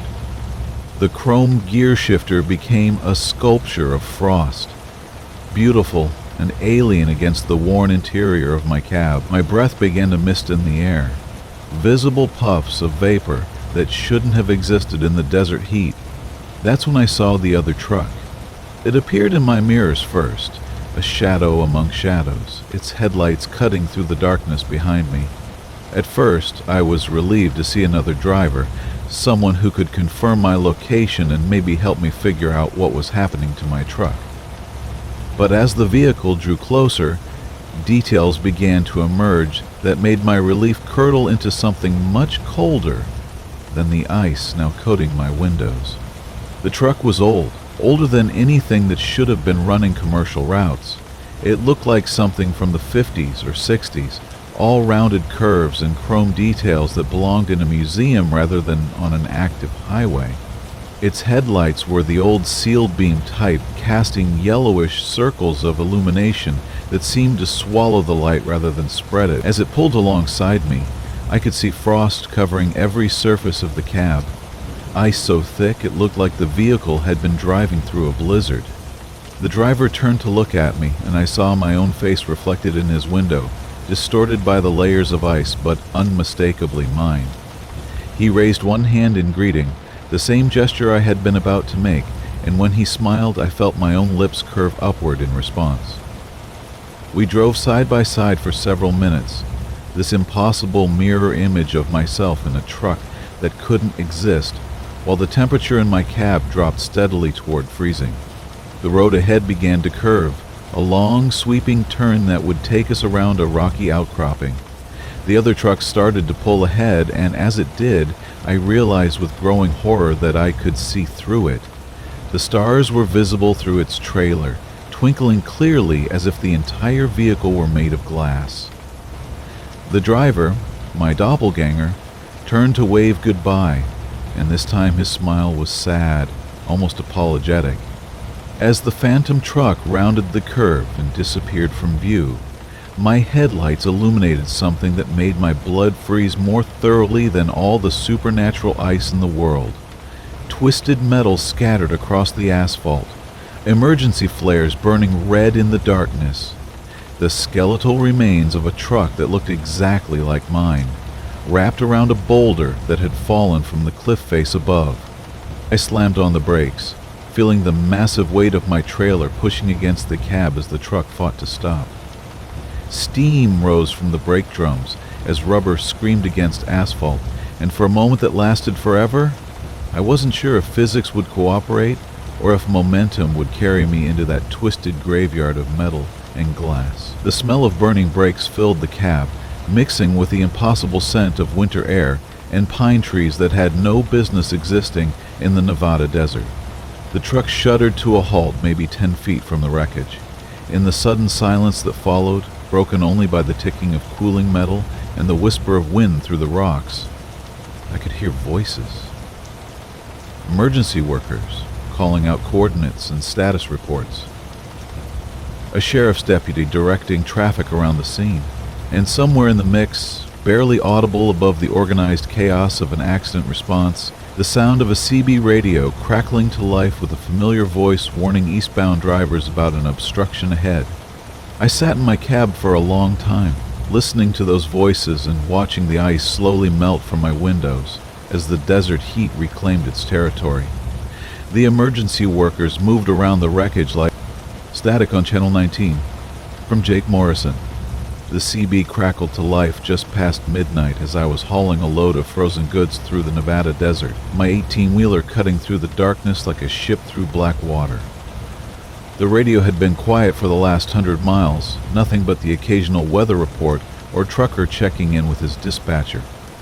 Out here in the middle of nowhere, with nothing but sagebrush and distant mountains for company, the CB was often the only connection to the world beyond my windshield.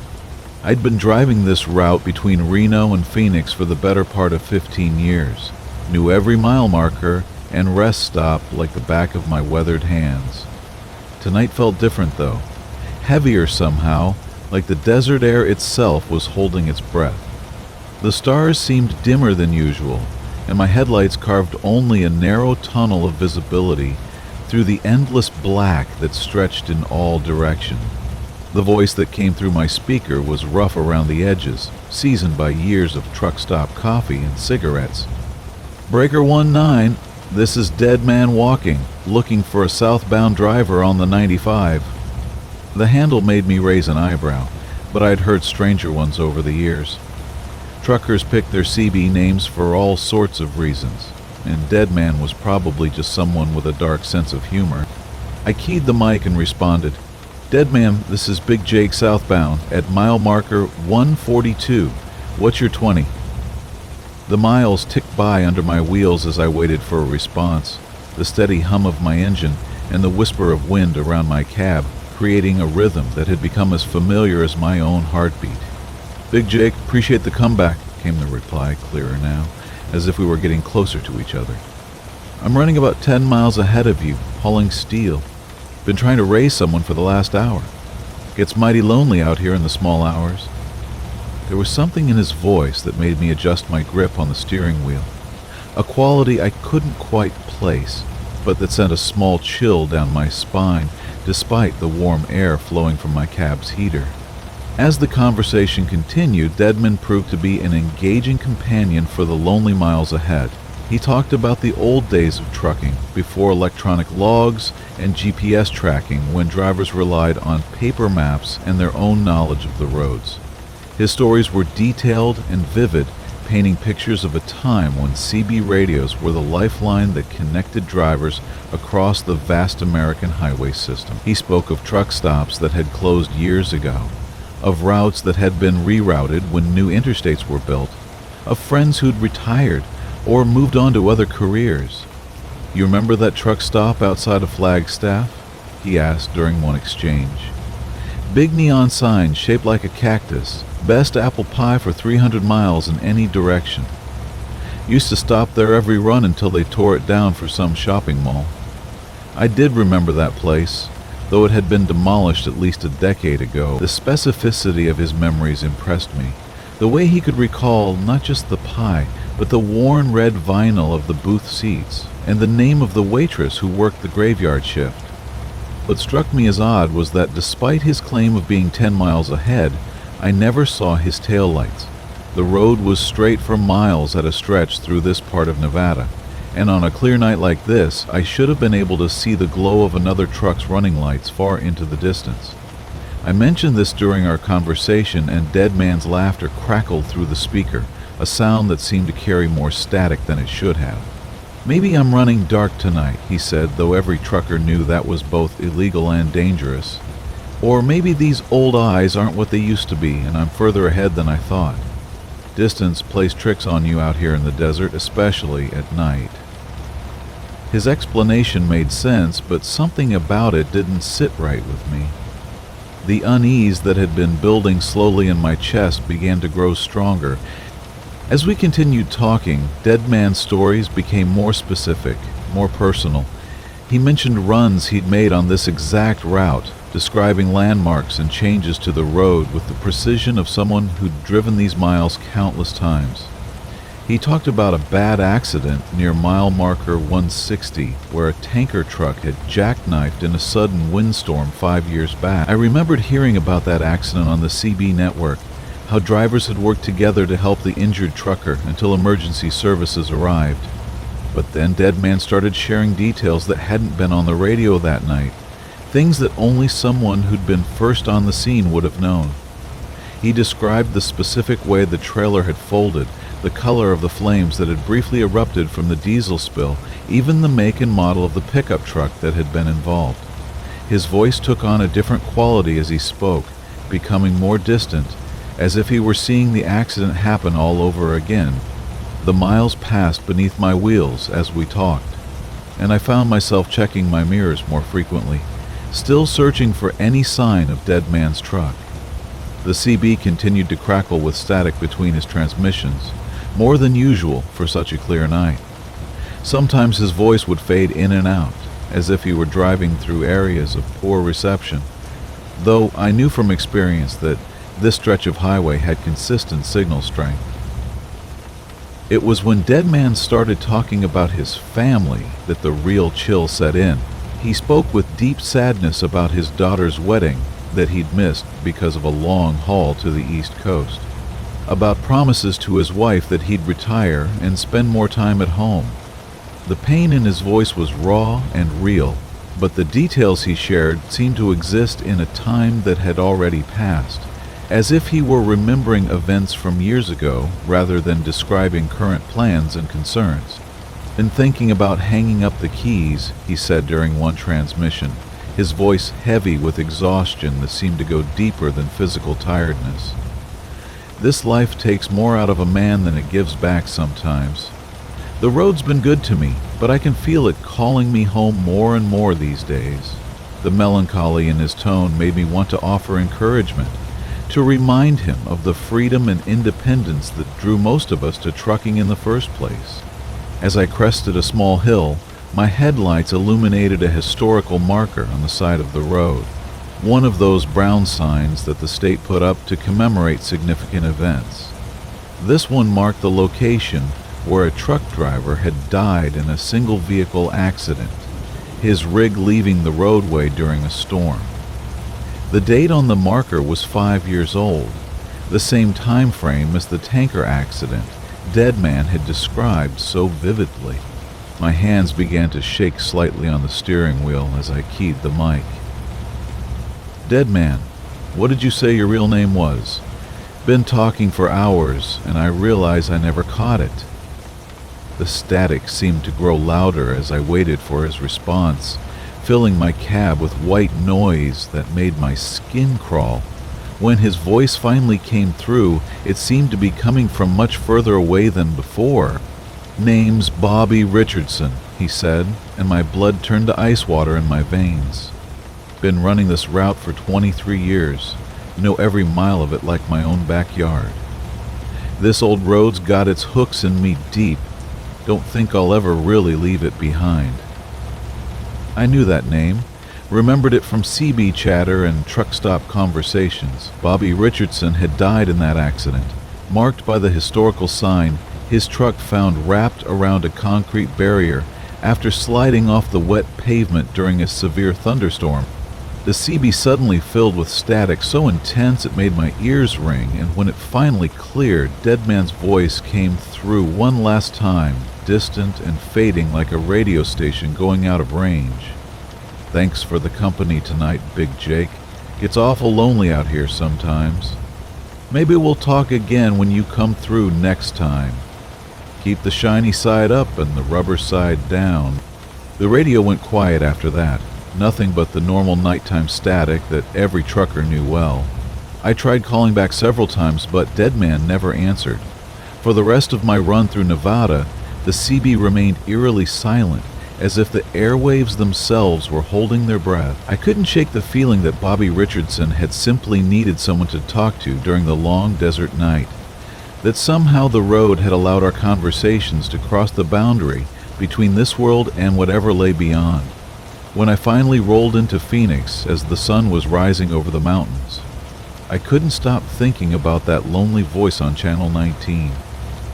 Sometimes, late at night when I'm running that same stretch of Nevada highway, I still tune to the CB and listen carefully through the static, wondering if Deadman might be out there somewhere, still looking for company on the long road home. The Watchers Along Route 49. From Marcus Chen. The thing about driving nights is you start to notice patterns that day shift drivers never see. After 12 years hauling freight across the Midwest, I thought I'd cataloged every oddity the highways had to offer. Wrong turns that led to towns not on any map, radio stations that played music from decades past, and those stretches of road where your CB would pick up conversations from truckers who'd been dead for years. But what happened on Route 49 last November changed everything I thought I knew about the lonesome highways I called home. I was running a load of electronics from Chicago to Denver, my old Peterbilt 379 humming steady through the Illinois countryside. The weather had been cooperative most of the day, just a light drizzle that made the asphalt gleam under my headlights like black glass. My CB crackled with the usual chatter from other drivers, comparing fuel prices and warning about speed traps, but as the evening wore on, the voices grew fewer and farther between. By 10 o'clock, I had the road mostly to myself, which was exactly how I preferred it. That's when I first noticed the signs were different.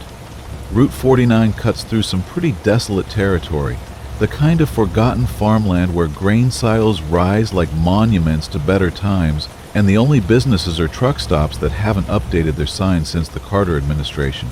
I'd driven the stretch maybe 50 times over the years, so I knew the landmarks by heart. The billboard for Manny's all-night diner with the dancing hot dog, the series of Burma Shave-style signs advertising a long-closed motel, the green highway markers counting down the miles to the next town. Familiar as old friends those signs were, but tonight, something felt off about them. It started with the diner billboard. As my headlights swept across it, I could have sworn I saw something move behind the painted hot dog's cartoon eyes. Just a flicker, like light reflecting off glass, but glass where none should be. I slowed down a bit, squinting through the windshield, but by the time I passed underneath, everything looked normal. The hot dog smiled his perpetual smile, frozen in his eternal dance, and I figured I was just tired. 12 hours behind the wheel could play tricks on anyone's vision. But then it happened again with the motel signs. The old Burma Shave sequence had 5 signs total, weathered and faded but still readable in the wash of my headlights. "Sleep tight," read the first one. "Dream deep," said the second, and so on. Simple advertising jingles from a time when highway travel was an adventure instead of a necessity.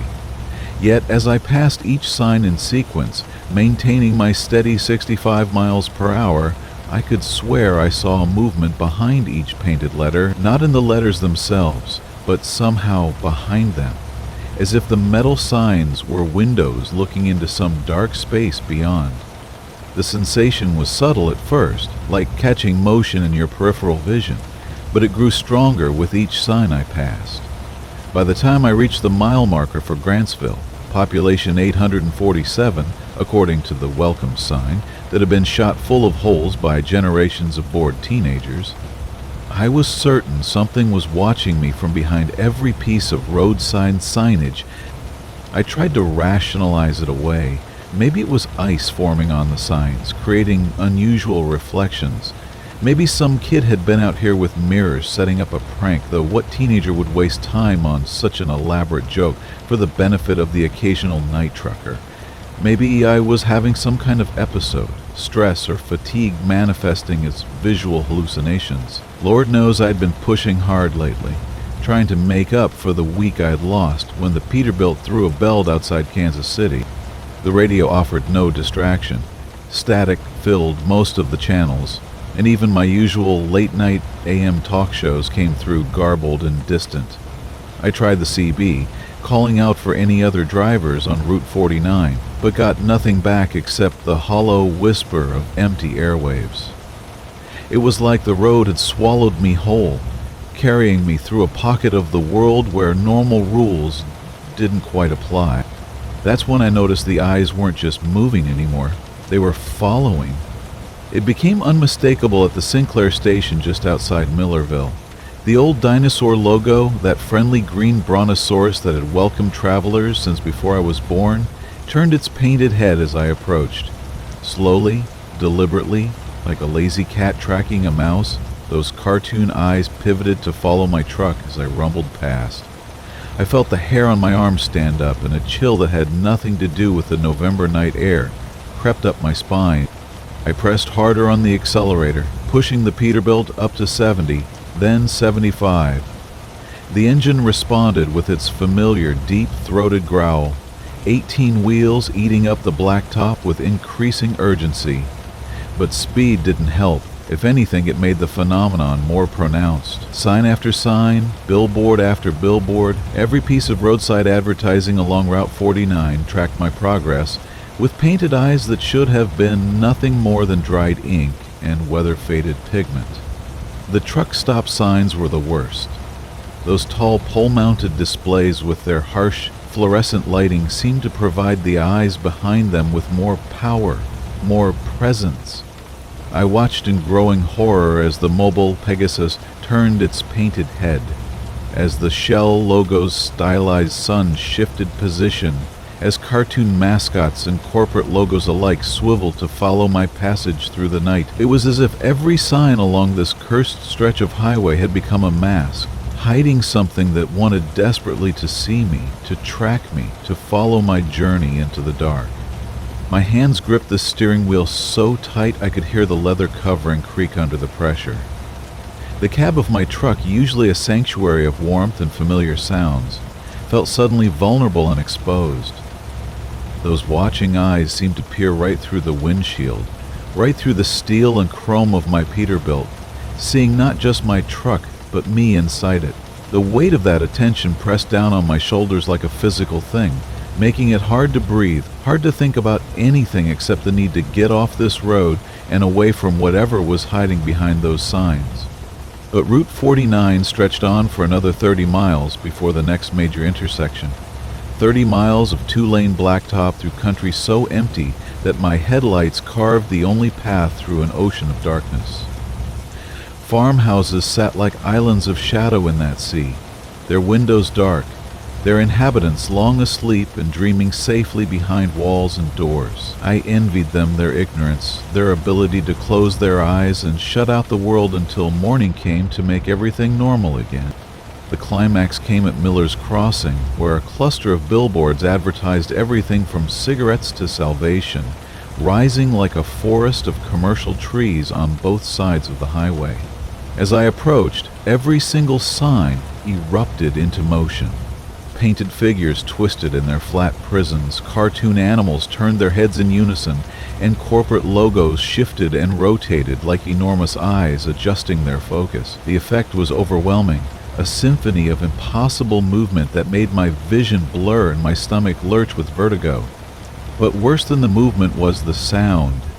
It started as a whisper, barely audible over the diesel engine's rumble, like wind through autumn leaves or paper rustling in an empty room. As I drew closer to the billboard cluster, the whisper grew into something almost like breathing.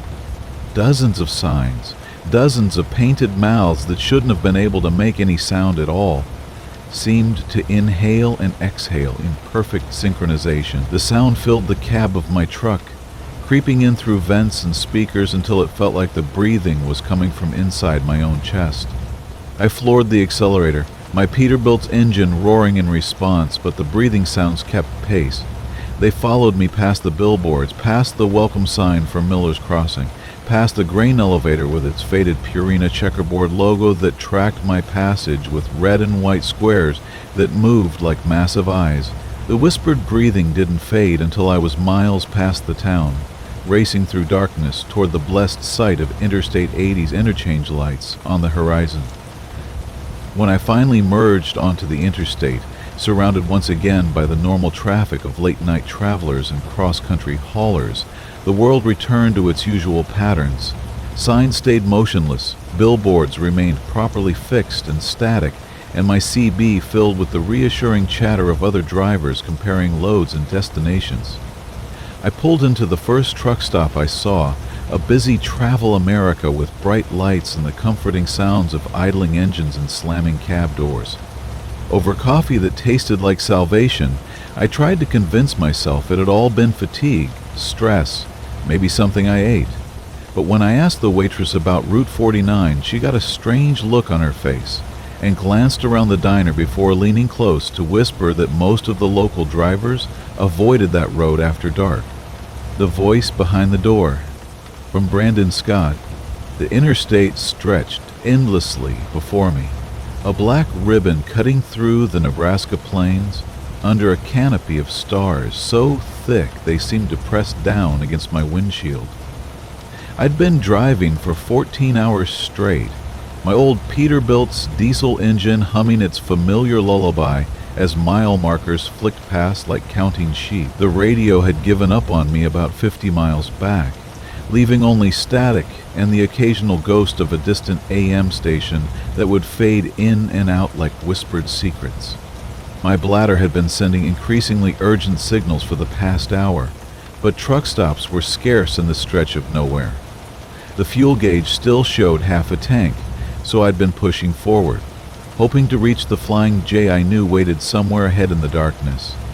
But when I spotted the glow of a lone rest area sign emerging from the night like a beacon, I felt a wave of relief wash over me. The rest stop was one of those forgotten places that seemed frozen in time, the kind the state had probably built in the 70s and then largely abandoned to the elements and the occasional weary traveler. A single sodium light cast an orange pool of illumination over cracked asphalt, and the squat brick building that housed the restrooms looked like it had seen better decades. A few picnic tables sat scattered around like sleeping animals, their metal surfaces gleaming dully in the artificial twilight. I pulled my rig into the truck parking area, the air brakes hissing their satisfaction as I settled into a space between two other semis, both dark and silent. Their drivers were probably catching a few hours of sleep in their sleeper cabs, something I envied as I felt the weight of the long day pressing down on my shoulders. The engine ticked and settled as I climbed down from the cab, my boots crunching on the gravel that had spread beyond the edges of the worn pavement. The night air carried a chill that cut through my flannel shirt, and I could smell rain approaching from somewhere to the west, that earthy scent that promised a storm before dawn. The building ahead looked even more weathered up close, its brick facade stained with decades of prairie wind and neglect. A small sign by the entrance informed visitors that the facilities were maintained by the state, though it was clear that maintenance had become something of a relative term. The men's restroom door stood slightly ajar, and as I approached, I noticed that the interior lights were flickering in that irregular way that suggested old fluorescent tubes on their last legs. The door itself was heavy steel, painted in institutional green, the kind of paint that chips and fades until it resembles pond scum more than any recognizable color. Someone had scratched initials and crude messages into its surface over the years, creating a palimpsest of human passage. I pushed the door open and stepped inside, immediately hit by the familiar cocktail of industrial disinfectant and less pleasant odors that haunted public restrooms across America. The fluorescent lights above continued their erratic dance, casting shifting shadows across white-tiled walls that had yellowed with age. 3 stalls lined the far wall, their doors hanging at various angles like broken teeth, while a row of sinks reflected the uncertain light from mirrors that had seen better years. As I attended to business in the nearest stall, I became aware of a sound that seemed to emanate from somewhere within the building itself. It was faint at first, almost indistinguishable from the whistle of wind around the building's corners or the distant hum of traffic on the interstate. But as I stood there in the flickering half-light, the sound resolved into something that made the hair on my arms stand at attention. It was crying, not the sobbing of someone in distress, but something softer, more sustained, a low, mournful sound that seemed to seep from the walls themselves, as if the building were mourning some long-forgotten tragedy. I finished quickly and stepped out of the stall, listening intently as I moved toward the sinks. The sound seemed to grow stronger near the far wall, where a door marked maintenance stood like a silent sentinel. The maintenance door was painted the same institutional green as the entrance, though its surface was free of the graffiti that decorated the outer door. As I approached, washing my hands in water that ran rust-colored for several seconds before clearing, the crying sound became unmistakably clear. It was coming from behind that door, a sound so filled with anguish that it made my chest tighten with sympathetic pain. I turned off the water and listened more carefully, trying to determine if someone might be trapped or injured behind the maintenance door. The crying rose and fell like waves against a distant shore, sometimes fading to almost nothing, before swelling again with renewed intensity. There was something about the timbre of it that seemed wrong somehow, as if the vocal cords producing the sound weren't quite human, though the emotion behind it was unmistakably real. Against my better judgment, I found myself moving toward the door, drawn by a mixture of concern and curiosity that overrode the growing unease in my stomach. The handle was an old-fashioned lever type, painted over so many times that the mechanism looked more like a sculpture than functional hardware. I pressed my ear against the cold metal surface, and the crying became so clear it might have been happening inside my own head. The sound was definitely coming from beyond the door, but there was something else mixed in with it now. A scratching noise, like fingernails against wood, accompanied by what sounded almost like words, though spoken in a language I couldn't identify. or perhaps not spoken at all, but somehow communicated through the crying itself. The fluorescent lights above chose that moment to flicker more violently, casting the small room into alternating brightness and shadow that made everything seem unstable and uncertain. I grasped the handle and turned it slowly, expecting resistance or the solid feel of a locked door. Instead, it moved easily, too easily, as if something on the other side were helping to pull it open. The crying stopped abruptly as the latch disengaged, replaced by a silence so complete it felt like pressure against my eardrums. Beyond the door lay not a maintenance closet, but a corridor that stretched back into darkness, its walls lined with the same yellowed tile as the restroom, but extending far beyond where such a space should reasonably exist. The air that flowed from the corridor carried scents that had no place in a Nebraska rest stop. I smelled pine forests and ocean salt, burning leaves and fresh snow, all mingled together in combinations that shouldn't have been possible. The darkness ahead seemed to pulse with its own rhythm, and I realized that the crying had been replaced by something else entirely. The sound of breathing, slow and deliberate, as if something large were sleeping just beyond the reach of the flickering light. Common sense screamed at me to close the door and walk away, to return to my truck and leave this place far behind in my rearview mirror. But there was something compelling about that corridor, something that whispered of answers to questions I hadn't known I was asking. I took a single step forward, crossing the threshold between the familiar world of rest stop restrooms and whatever lay beyond that impossible door. The moment my foot touched the floor of the corridor, the crying began again, but now it was coming from behind me. I spun around to see the restroom I had just left, but it looked different somehow, larger and older, as if decades had passed in the span of a heartbeat. The maintenance door now stood open like a mouth, and through it I could see my truck in the parking lot, looking small and distant under the sodium light.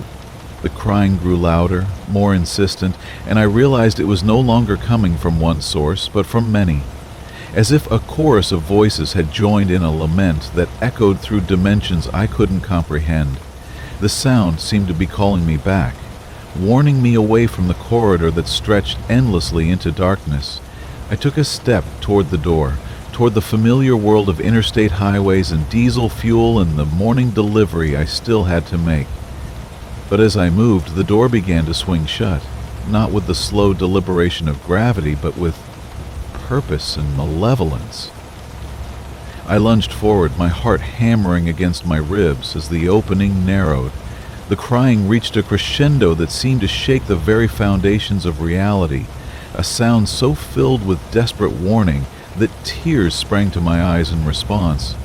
I dove through the closing gap just as the door slammed shut behind me, the impact reverberating through the restroom like thunder. The fluorescent lights steadied, casting normal institutional brightness over tiles that looked exactly as they had when I'd first entered. The maintenance door stood closed and innocent, its handle turned to the locked position as if it had never been opened at all. I stood there for several minutes, breathing heavily and staring at that door, while my pulse gradually returned to normal. When I finally worked up the courage to try the handle again, it wouldn't budge. The door was locked tight, and when I pressed my ear against its surface, I heard nothing but the ordinary sounds of an old building settling in the night wind. I left the restroom on unsteady legs, walking quickly across the cracked pavement to my truck. As I climbed back into the familiar, the names in the iron dust. From Marcus Chen. The thing about driving an 18-wheeler for 37 years is that you learn to listen to your rig like it's speaking to you. Every vibration through the steering wheel, every shift in the engine's rhythm, every whisper of air through the cab tells you something important. But on that fog-thick November night outside Bakersfield, my Peterbilt started telling me things I didn't want to hear.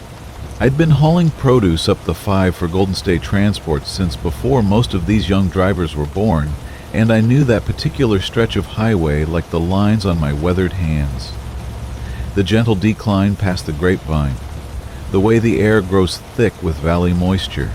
The distant glow of truck stops scattered like fallen stars along the route.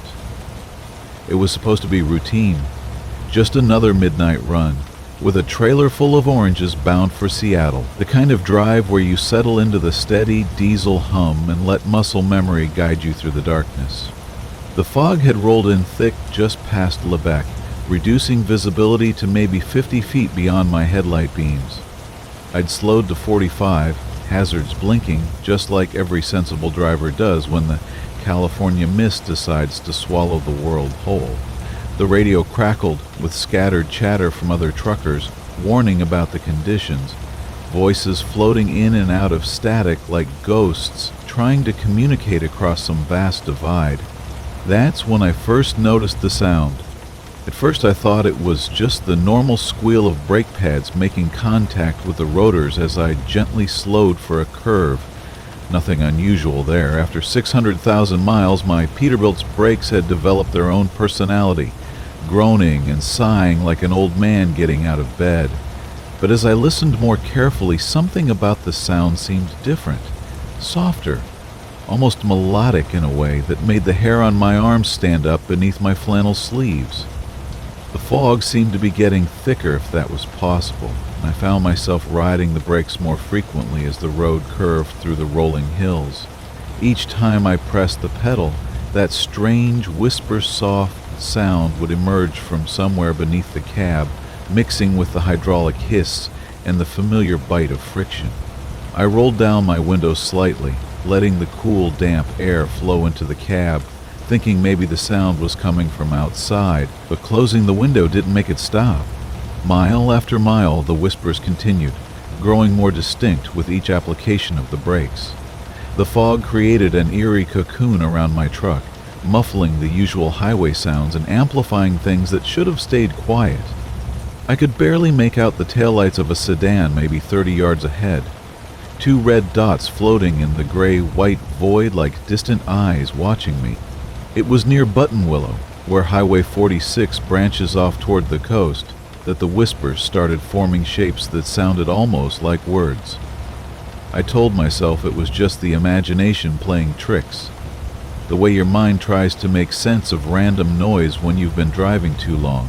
But when I tapped the brakes coming up on an overpass, I could swear I heard something that sounded like Michael, floating up from the brake assembly. Floating up from the brake assembly. My hands tightened on the steering wheel. Michael had been my driving partner 15 years ago, back when Golden State still ran teams on the long hauls. He died in a jackknife accident outside Phoenix when his brakes failed on a steep grade, trailer sliding sideways and taking him right off the highway. I'd been the one to identify his body, and I'd been the one to tell his wife Sarah that he wasn't coming home. I tried to shake off the memory, focusing instead on the rhythm of windshield wipers clearing away the moisture that kept accumulating on the glass. The fog was so thick now that I could barely see the white lines marking my lane, and I'd slowed to 35 miles per hour, flashers still going, hoping nobody would rear-end me in this soup. The weight of the full trailer behind me felt heavier somehow, like it was pressing down on the brake system, making every stop more labored than it should be. Coming down a gentle grade near Lost Hills, I had to brake again for a sharp curve, and this time the whisper was unmistakable. "Danny," it said, soft as dust settling, but clear as a bell. Danny Rodriguez, another driver I'd known, who'd had a heart attack at a rest stop in Nevada 7 years ago. Found him slumped over his steering wheel the next morning, coffee still warm in the cup holder. The fog seemed to be pressing against the windows now, and I realized my hands were trembling slightly on the wheel. I reached for the CB radio, thinking I'd call ahead to the truck stop at Kettleman City, maybe see if any other drivers were experiencing anything strange. But when I keyed the mic, all I got was static mixed with what sounded like more whispers, faint voices calling names I couldn't quite make out. Each time I touched the brakes now, more names drifted up from somewhere deep in the mechanical workings of my rig. Robert, Jim, Antonio. Names of drivers I'd known over the decades. Men who'd shared coffee and stories at truck stops from here to Maine, all of them gone now to accidents, illness, or just the slow wear of time. The brake dust seemed to be carrying their voices, particles of metal and friction material somehow transformed into something that remembered the dead. I tried to convince myself it was carbon monoxide poisoning, or maybe just fatigue hallucinations, but the names kept coming, growing clearer and more insistent with each mile. The fog had become so thick that I couldn't see anything beyond the barely visible glow of my own headlights reflecting back at me. It felt like driving through a cloud, suspended between earth and sky, with only the steady vibration of the road beneath my wheels to confirm I was still on solid ground. Near Coalinga, where the highway straightens out for a long stretch, I had to brake hard when a pair of taillights suddenly appeared out of nowhere just ahead. As the brake pedal went down and the Jake brake engaged with its familiar rumble, I heard the clearest whisper yet. Marcus. My own name, spoken in a voice that sounded exactly like my father, who taught me to drive truck 40 years ago and had been dead for a decade. The temperature inside the cab seemed to drop 20 degrees in an instant, and I could see my breath fogging in the air despite the heater running full blast. The fog outside was no longer just gray-white, but had taken on an odd luminescence, as if lit from within by some source I couldn't identify. The whispers were coming constantly now, not just when I braked, but as a continuous murmur rising from somewhere beneath the floorboard. I realized with growing horror that the names weren't random. They were chronological, starting with the oldest drivers I'd known and working forward through time. If the pattern continued, if whatever was speaking through the metal dust in my brake system kept following this sequence, then eventually it would reach the names of drivers who were still alive. And after that, there would only be one name left. The truck stop at Kettleman City materialized out of the fog like a lighthouse beacon, its neon signs casting colored halos in the thick air. I pulled into the lot, engine shuddering as I brought the big rig to a stop, and for the first time in 50 miles, the whispers went quiet. I sat there in the sudden silence, heart hammering, trying to decide if I was losing my mind or if something genuinely supernatural had just tried to communicate with me through 37 years' worth of accumulated brake dust. I climbed down from the cab on unsteady legs and walked around to inspect the brake assembly, using my flashlight to peer into the mechanism. Everything looked normal. The rotors, the pads, the accumulated gray dust that builds up over hundreds of thousands of miles of stopping and starting. But as I stood there in the fog-muffled quiet of the truck stop, I could swear I heard one last whisper, so faint it might have been the wind. I spent the rest of the night in the cab with the engine running, too afraid to sleep and too shaken to continue driving.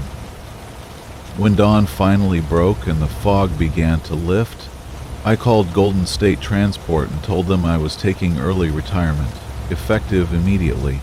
I never drove that Peterbilt again, and I made sure to tell the mechanic who bought it from the company yard that he might want to replace the entire brake system before putting it back on the road. But sometimes, even now, when I hear the distant rumble of an 18-wheeler's Jake brake echoing through the valley fog, I listen carefully for whispers in the wind, wondering whose name the dust will speak next. The Roads That Remember. From Bobby Collins. The thing about being a long-haul trucker is that you learn to trust your maps like gospel. 23 years behind the wheel of my Peterbilt 379, and I'd memorized every major route from Seattle to Miami. Could tell you which truck stops had the cleanest restrooms and which way stations to avoid on Tuesday afternoons. My GPS was just backup to what I already knew by heart, or so I thought, until that fog-wrapped October night when the roads decided to teach me otherwise.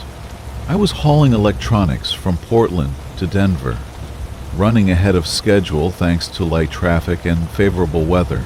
The autumn rain had been my companion for most of the day, drumming a steady rhythm against my windshield that always helped me stay alert during those long stretches of highway hypnosis. But as evening settled over the Cascade foothills, the rain softened to a mist that seemed to rise from the asphalt itself, creating ghostly tendrils that danced in my headlights like reaching fingers.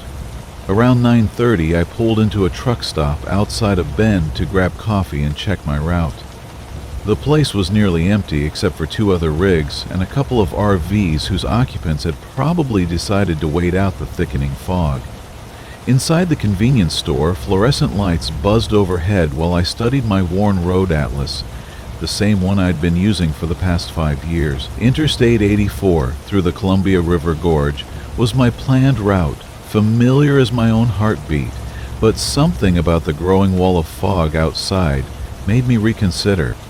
The clerk, a tired-looking woman with kind eyes, noticed me frowning at the map. "Weather's getting pretty thick out there," she said, refilling my coffee cup without being asked. "Might want to consider taking State Route 26 instead. Bit longer, but it stays higher up, away from the worst of the fog." I thanked her and traced the alternate route with my finger. It would add maybe an hour to my trip, but I'd driven 26 before, knew it was a decent road through timber country. Back in my cab, I programmed the new route into my GPS and pulled back onto the highway, my diesel engine settling into its familiar rumble as I headed east toward the mountains.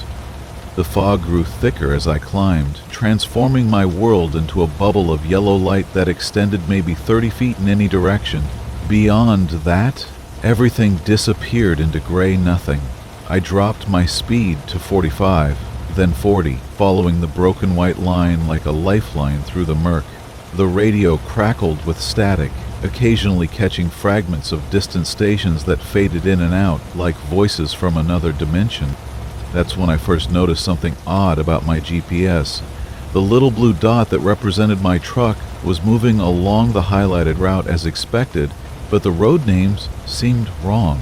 Instead of the familiar landmarks I remembered from previous trips along 26, the screen showed names I'd never heard of. Sorrow Creek Road, Phantom Ridge Highway, Forgotten Mile Avenue. I figured it was just a mapping glitch, maybe outdated satellite data or interference from the weather. Electronics could be finicky in conditions like this.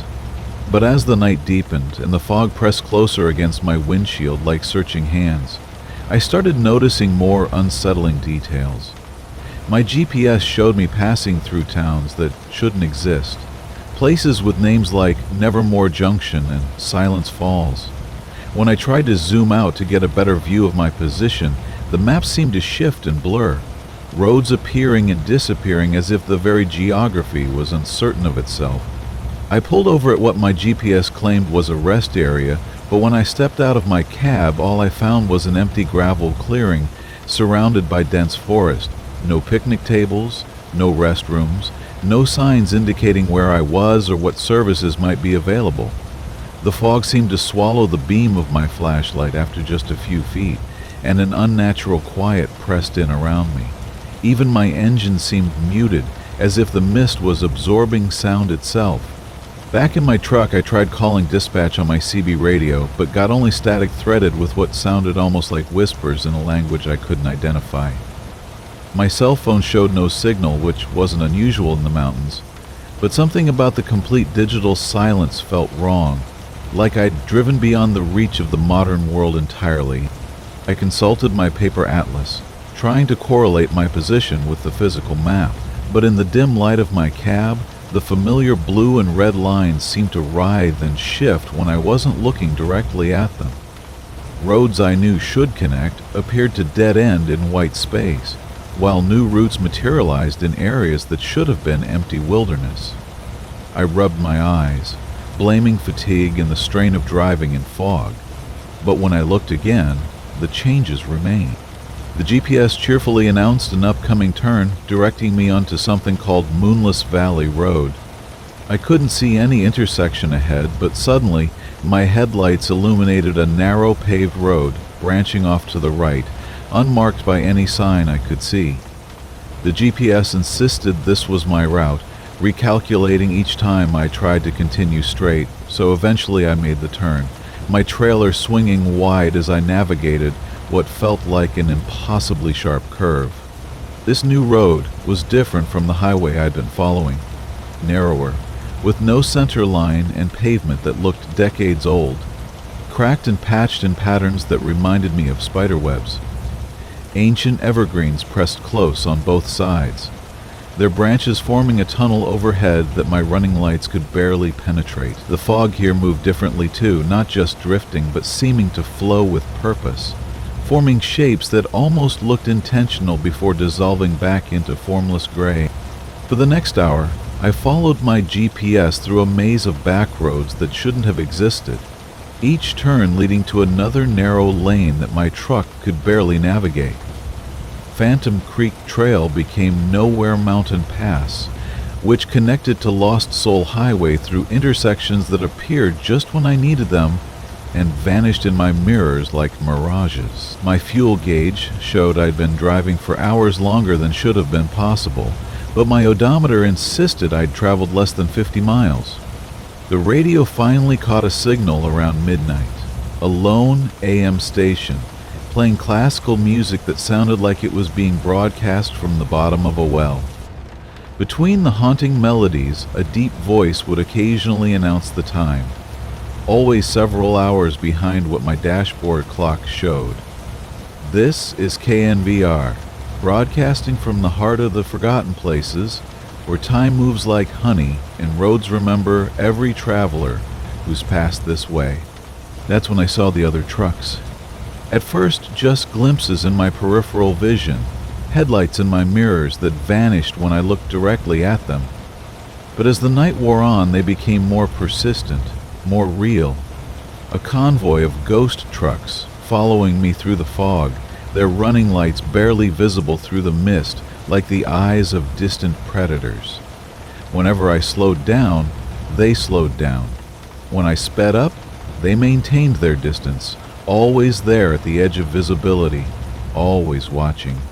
My GPS showed them too, little icons following my route in perfect formation. But when I tried to zoom in for a better look, their symbols would flicker and disappear, only to reappear moments later in slightly different positions.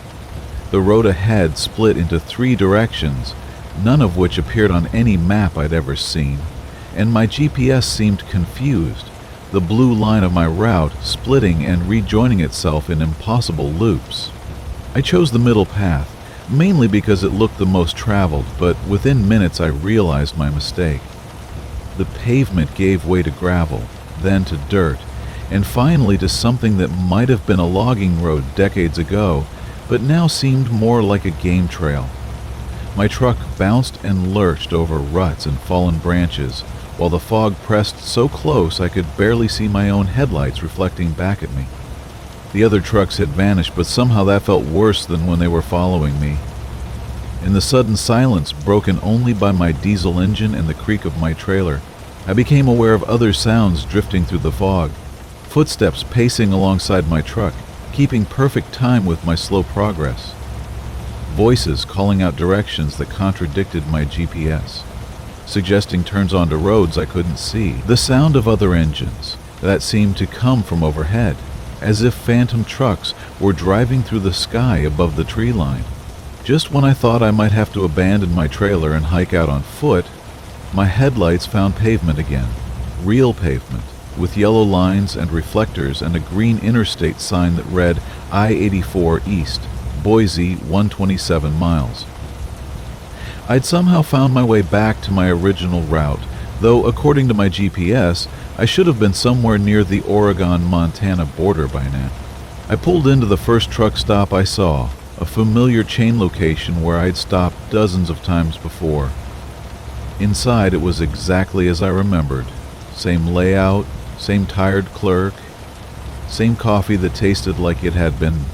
The Weight Beneath, from Marcus Thompson. The thing about running freight cross-country is that you learn to feel your rig like it's part of your body.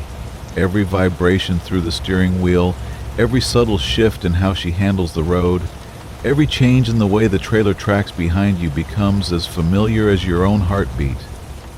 I've been pulling these highways for 23 years now, and my Peterbilt 3 and 79 and I have covered more miles together than most married couples spend in the same house. So when something feels wrong, You know it in your bones before your mind can even process what's happening. It started on a Thursday night somewhere between Bakersfield and Barstow, that long stretch of California desert where the only lights come from your own headlamps cutting through the darkness. I was hauling a load of electronics bound for Phoenix, running a few hours behind schedule because of some paperwork delays at the warehouse. The night air was cool and dry, carrying that distinctive scent of sage and dust that permeates everything in the Mojave. My CB was crackling with the occasional chatter from other drivers, their voices providing a comfortable backdrop to the steady hum of my Caterpillar engine. The first sign something wasn't right came when I pulled into a truck stop outside of Barstow for my mandatory rest break. As I backed into a parking spot, I felt the trailer settle differently than usual, as if the weight distribution had somehow shifted. It was subtle, barely noticeable, but after 2 decades of hauling freight, you develop an almost supernatural sensitivity to these things. The trailer seemed to sit lower in the back, and there was a slight pull to the left when I'd been driving that hadn't been there when I'd started the run. I grabbed my flashlight and walked around the rig, conducting the kind of thorough inspection that separates professional drivers from the cowboys who give the industry a bad name. The tires looked fine, properly inflated with good tread. The trailer doors were still sealed with the locks exactly as they'd been when I'd picked up the load. The landing gear was properly retracted and all the lights were functioning. Everything appeared normal, yet that nagging feeling persisted like an itch you can't quite reach.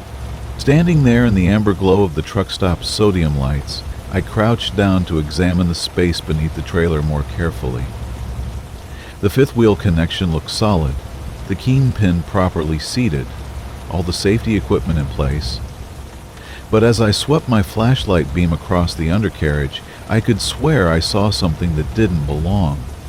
Just for a moment in my peripheral vision, it looked like fabric, or maybe a piece of tarp had gotten caught up in the framework. When I directed the light toward where I thought I'd seen it, there was nothing there but shadows, and the usual collection of road grime and dust. I spent another 10 minutes crawling around under the trailer, checking every conceivable hiding spot where extra weight might have attached itself. Smugglers were always finding creative ways to use legitimate freight as cover for their operations, though it was more common on runs near the border. Still, I'd heard stories of drivers unknowingly carrying contraband for hundreds of miles before discovering unauthorized cargo welded to their trailer frames. The beam of my flashlight revealed nothing unusual, just the standard maze of cross beams, brake lines, and electrical cables that formed the skeleton of the trailer. Satisfied that I'd done my due diligence, I returned to the cab and settled in for my required 8-hour rest period. The truck stop hummed with the quiet activity of the night shift, other drivers coming and going, the distant clatter of diesel engines starting up, the soft hiss of air brakes.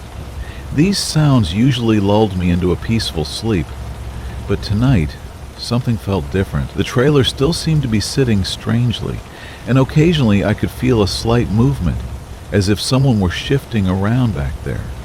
I told myself it was just the normal settling that happens when a loaded trailer cools down after hours of highway driving, metal contracting and adjusting as temperatures drop. Around 2 in the morning, I was awakened by what sounded like scratching. It was faint but persistent, coming from somewhere behind me, possibly underneath the trailer. I lay still in my sleeper berth, listening carefully, trying to determine if what I was hearing was real or just the product of a mind hovering between sleep and wakefulness. The scratching continued for several minutes, followed by what might have been a low moan or perhaps just the wind moving through the trailer's undercarriage. I pulled on my boots and jacket and stepped outside into the cool desert air. The truck stop had quieted considerably, with most of the transient traffic having moved on to chase their delivery schedules. My rig sat alone at the edge of the lot, bathed in the pale glow of a single overhead light that flickered intermittently like a dying firefly.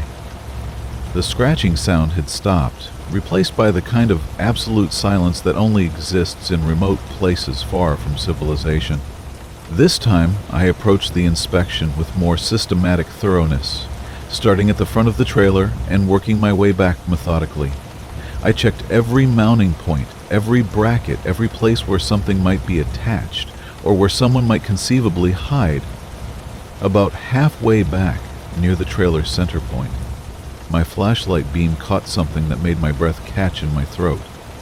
There, wedged between two cross beams and partially obscured by a brake line, was what appeared to be a human hand. My first instinct was to call for help, but as I moved closer for a better look, I realized what I was seeing wasn't quite right. The hand was too pale, too still, and positioned in a way that would be impossible for a living person.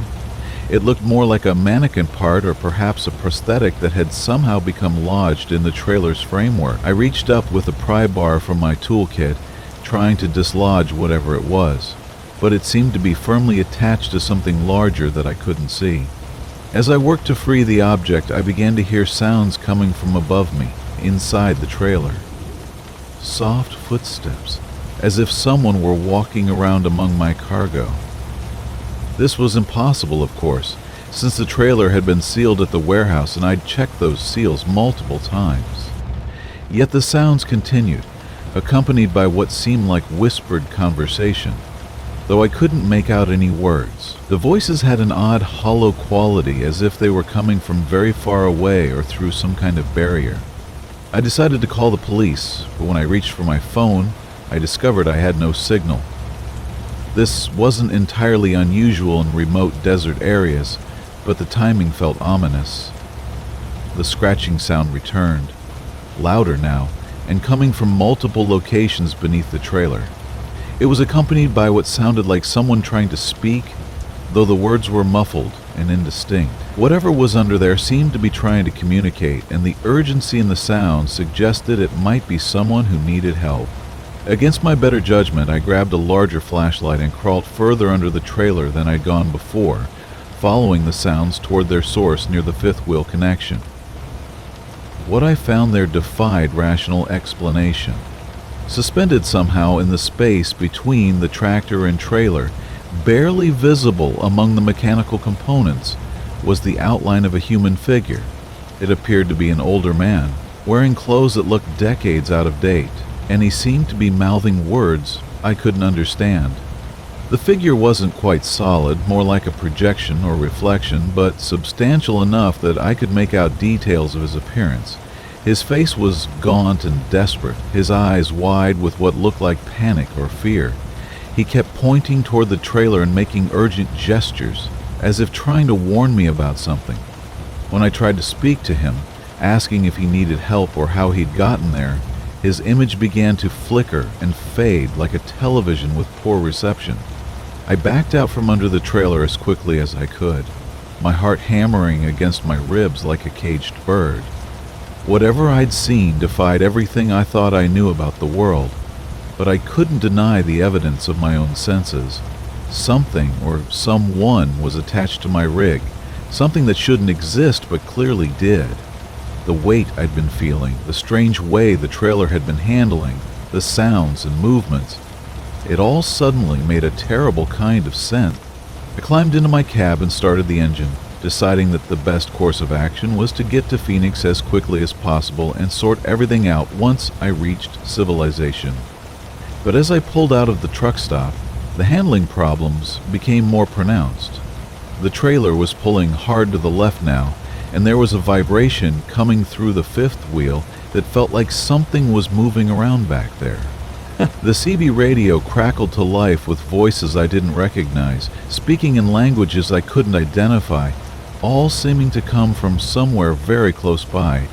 About 50 miles down the road, I had to pull over again.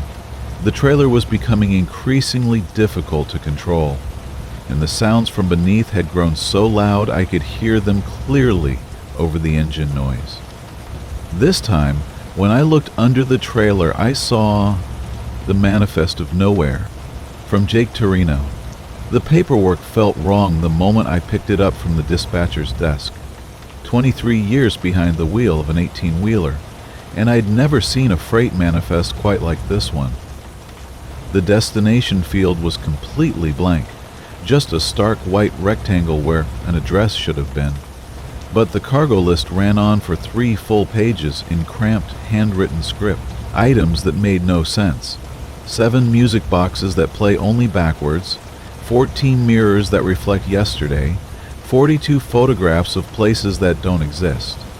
The dispatcher, a tired-looking woman named Carol who'd been working the night shift longer than I'd been driving, just shrugged when I pointed out the missing destination. She said the GPS coordinates were preloaded in the truck's navigation system, and that's all I needed to know. The company had been running skeleton crews lately, cutting corners wherever they could, so strange assignments weren't entirely unusual. But something about the manifest made my hands shake slightly as I folded it into my jacket pocket. The cargo bay of my Peterbilt 379 was already loaded and sealed when I performed my pre-trip inspection.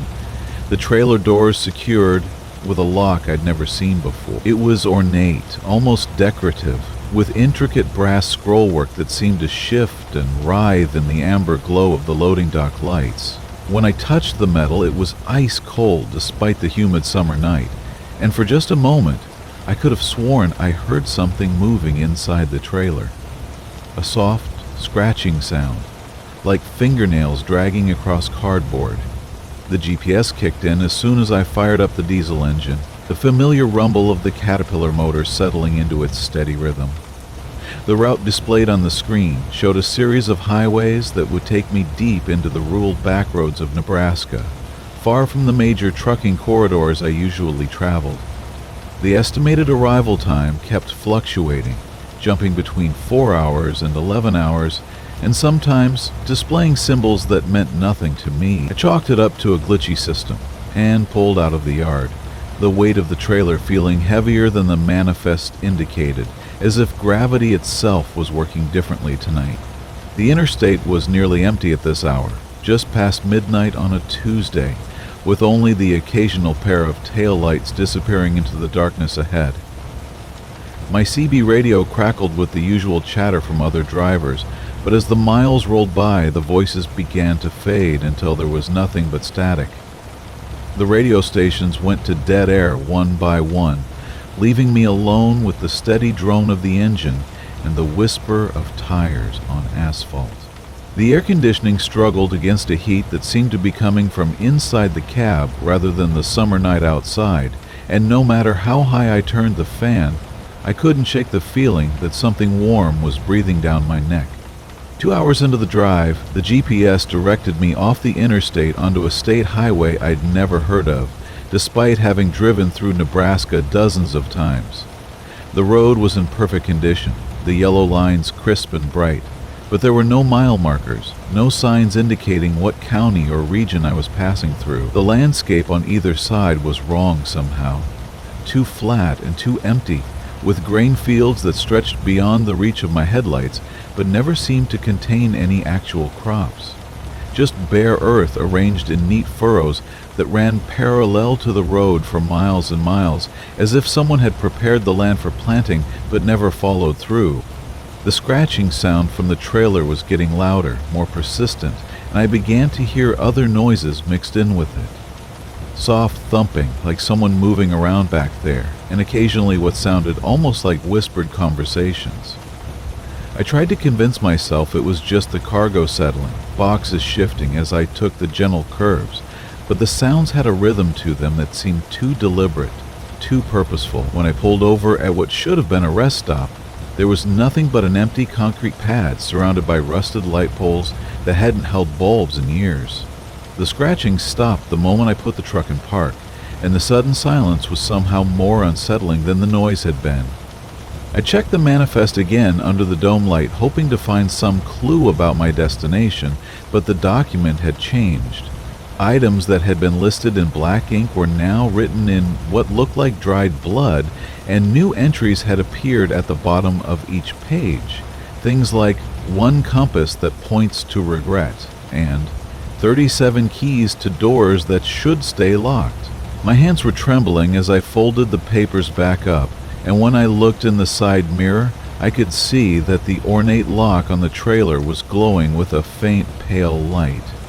The glow pulsed like a heartbeat, and with each pulse, I could hear something large shifting around in the cargo area, as if whatever was back there was getting restless. The GPS chimed and announced that I should continue straight for another 47 miles, but the road ahead looked different now.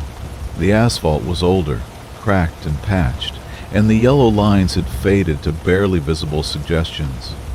Ancient telephone poles lined the route, their wires sagging between them like abandoned spiderwebs.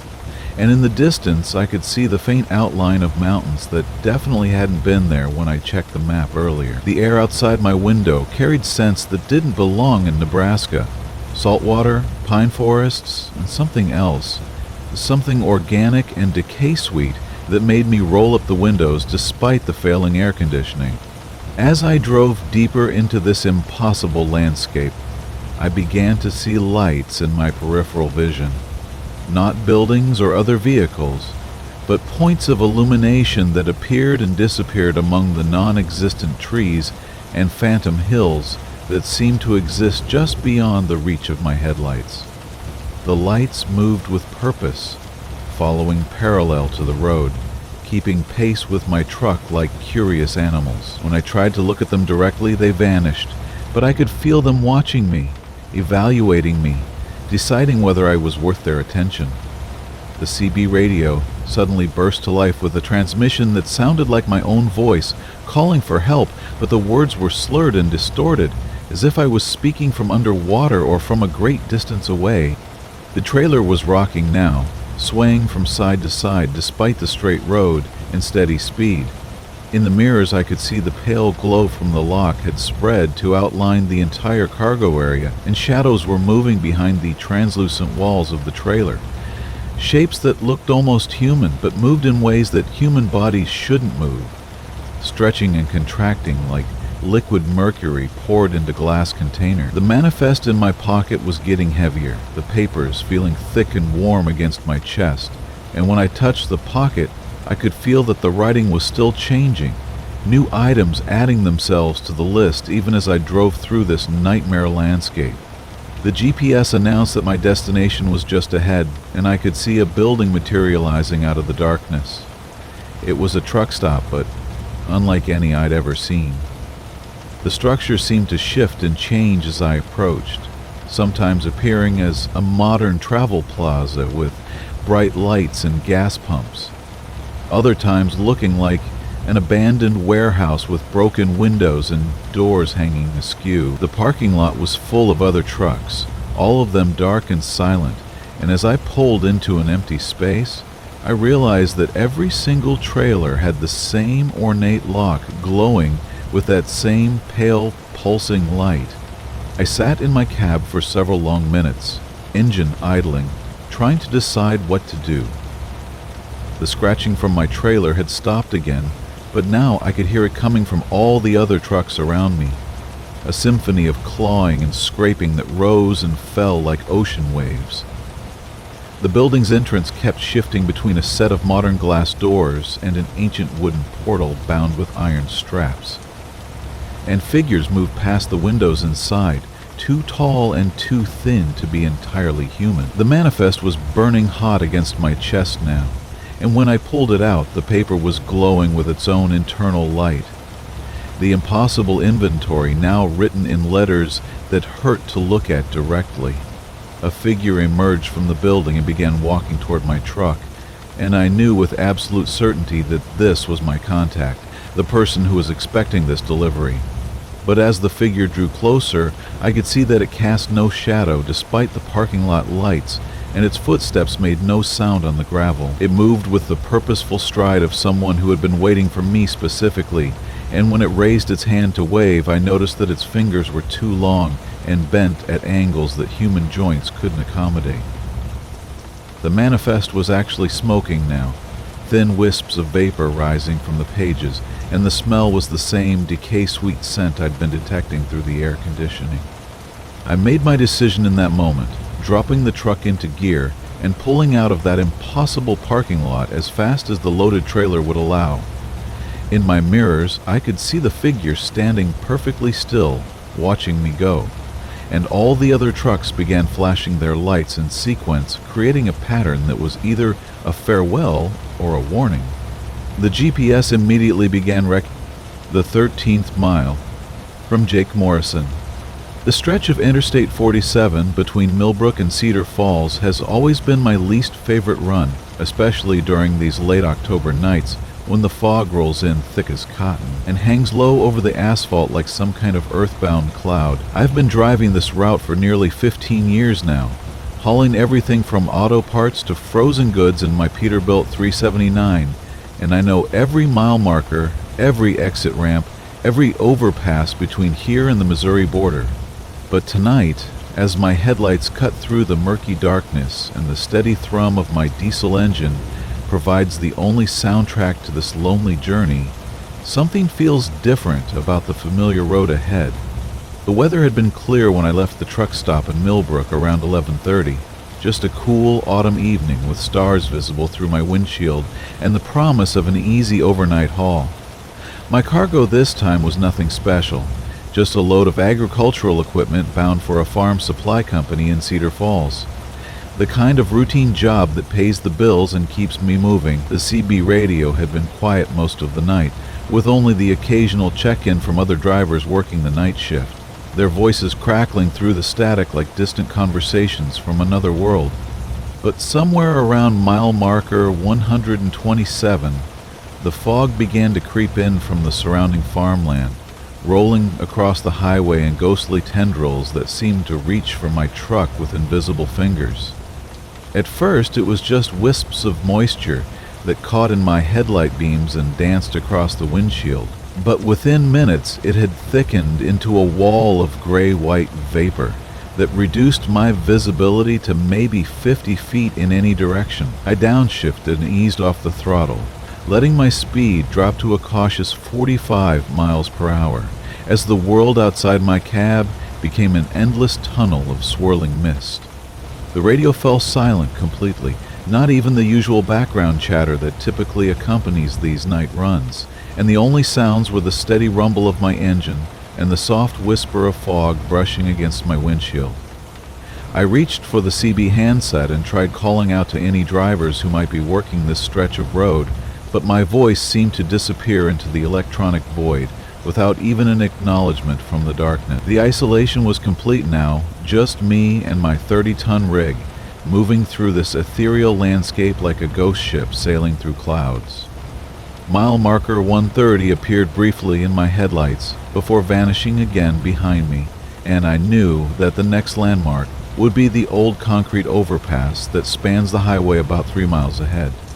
The bridge has been there since the interstate was built back in the 70s, a simple 2-lane county road that crosses over the highway and connects the farming communities on either side of the interstate corridor. During daylight hours, it's barely worth noticing.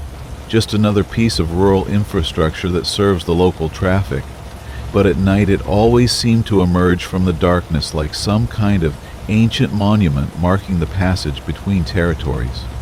The fog seemed to grow thicker as I approached the overpass, swirling in patterns that almost looked deliberate, as if the mist itself was responding to some unseen force that drew it toward the bridge ahead.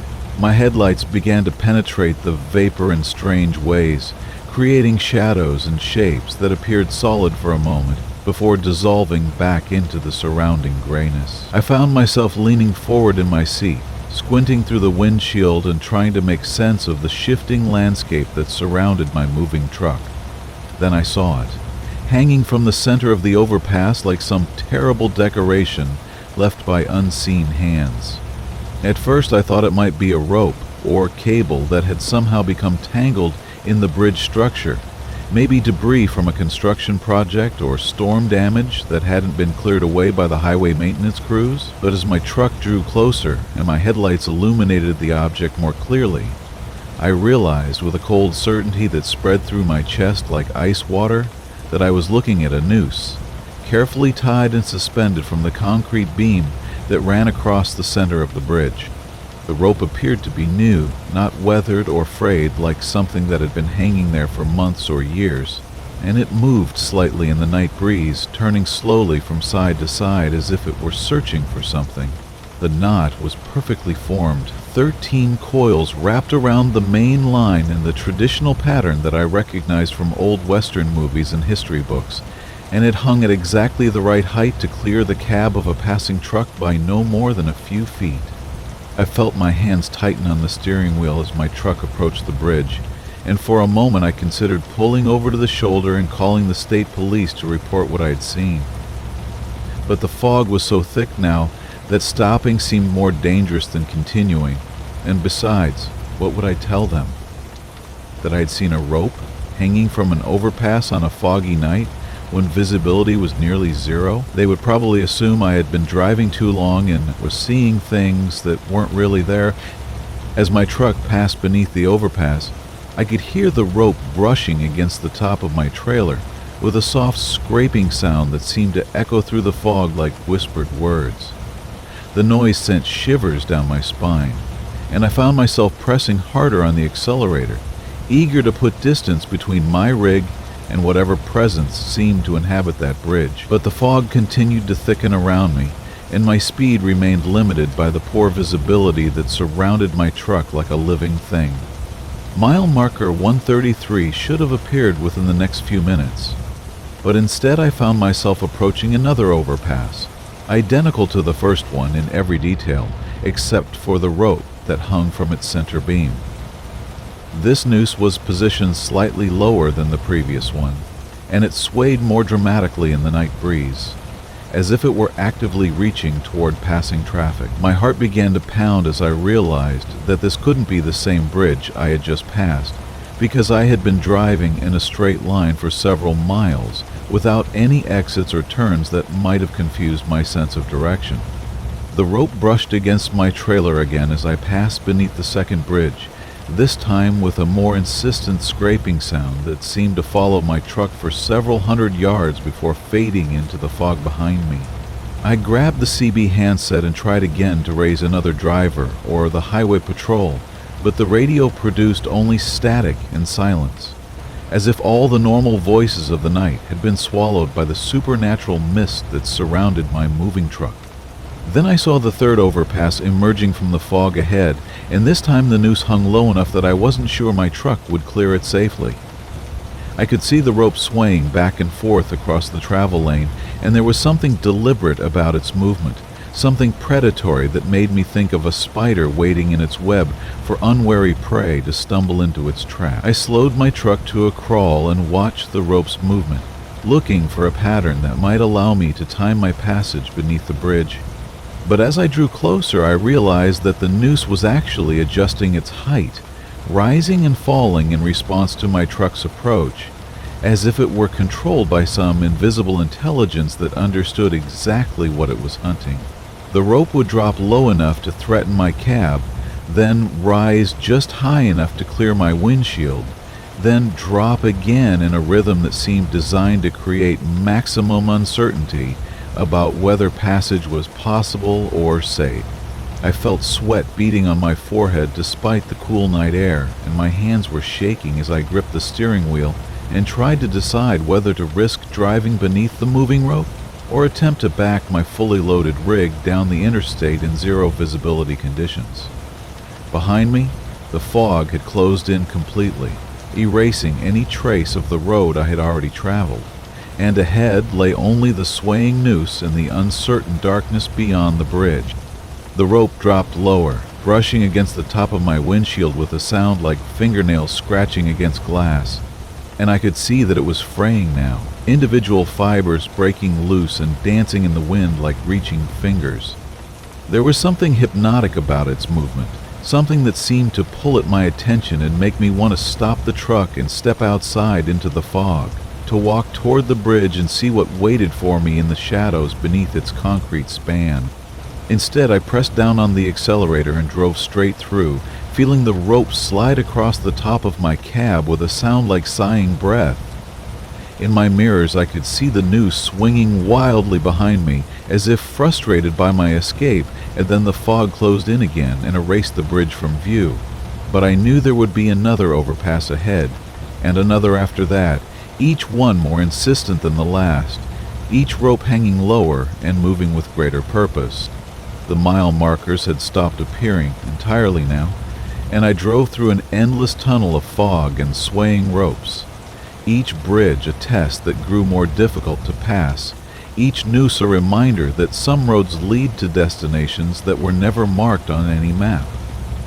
My fuel gauge showed plenty of diesel remaining, but I had the growing certainty that the night I drove tomorrow, from Brandon Scott. The thing about driving long haul is that time becomes fluid after midnight, stretching and compressing like taffy in the darkness beyond your headlights. I've been running these routes for 15 years now, my Peterbilt 379 and I carving paths through America's sleeping veins. But what happened 3 weeks ago on Interstate 80 somewhere between Nebraska and Iowa has me questioning everything I thought I knew about the road. It started as the most ordinary night imaginable. Rain drummed steadily against my windshield, creating that hypnotic percussion that every trucker knows by heart. My wipers swept back and forth in their eternal dance, and the CB crackled with the occasional voice of another night owl pushing through the weather. The digital clock on my dashboard glowed 2:47 AYEM in cool blue numbers, and I was making good time despite the storm. My coffee had gone cold an hour ago, but the caffeine still hummed in my veins, keeping me sharp for the long stretch ahead. The weird feeling started subtly, like most unsettling things do. I'd noticed it first in the rhythm of my windshield wipers. For years, I'd fallen into the habit of counting their beats during long, monotonous stretches, using them as a kind of meditation to stay focused. But tonight, something felt off. The pattern seemed wrong, as if they were moving just slightly faster than they should, creating a tempo that made my skin crawl without any logical reason. Then I realized my speedometer was reading backward, not broken, not spinning wildly, but actually counting down. Where it should have shown 75 miles per hour, it displayed -75. I tapped the gauge with my finger, thinking it was some kind of electrical glitch, but the needle remained steady in its impossible position. My fuel gauge was doing the same thing, showing fuller instead of emptier as the miles rolled by.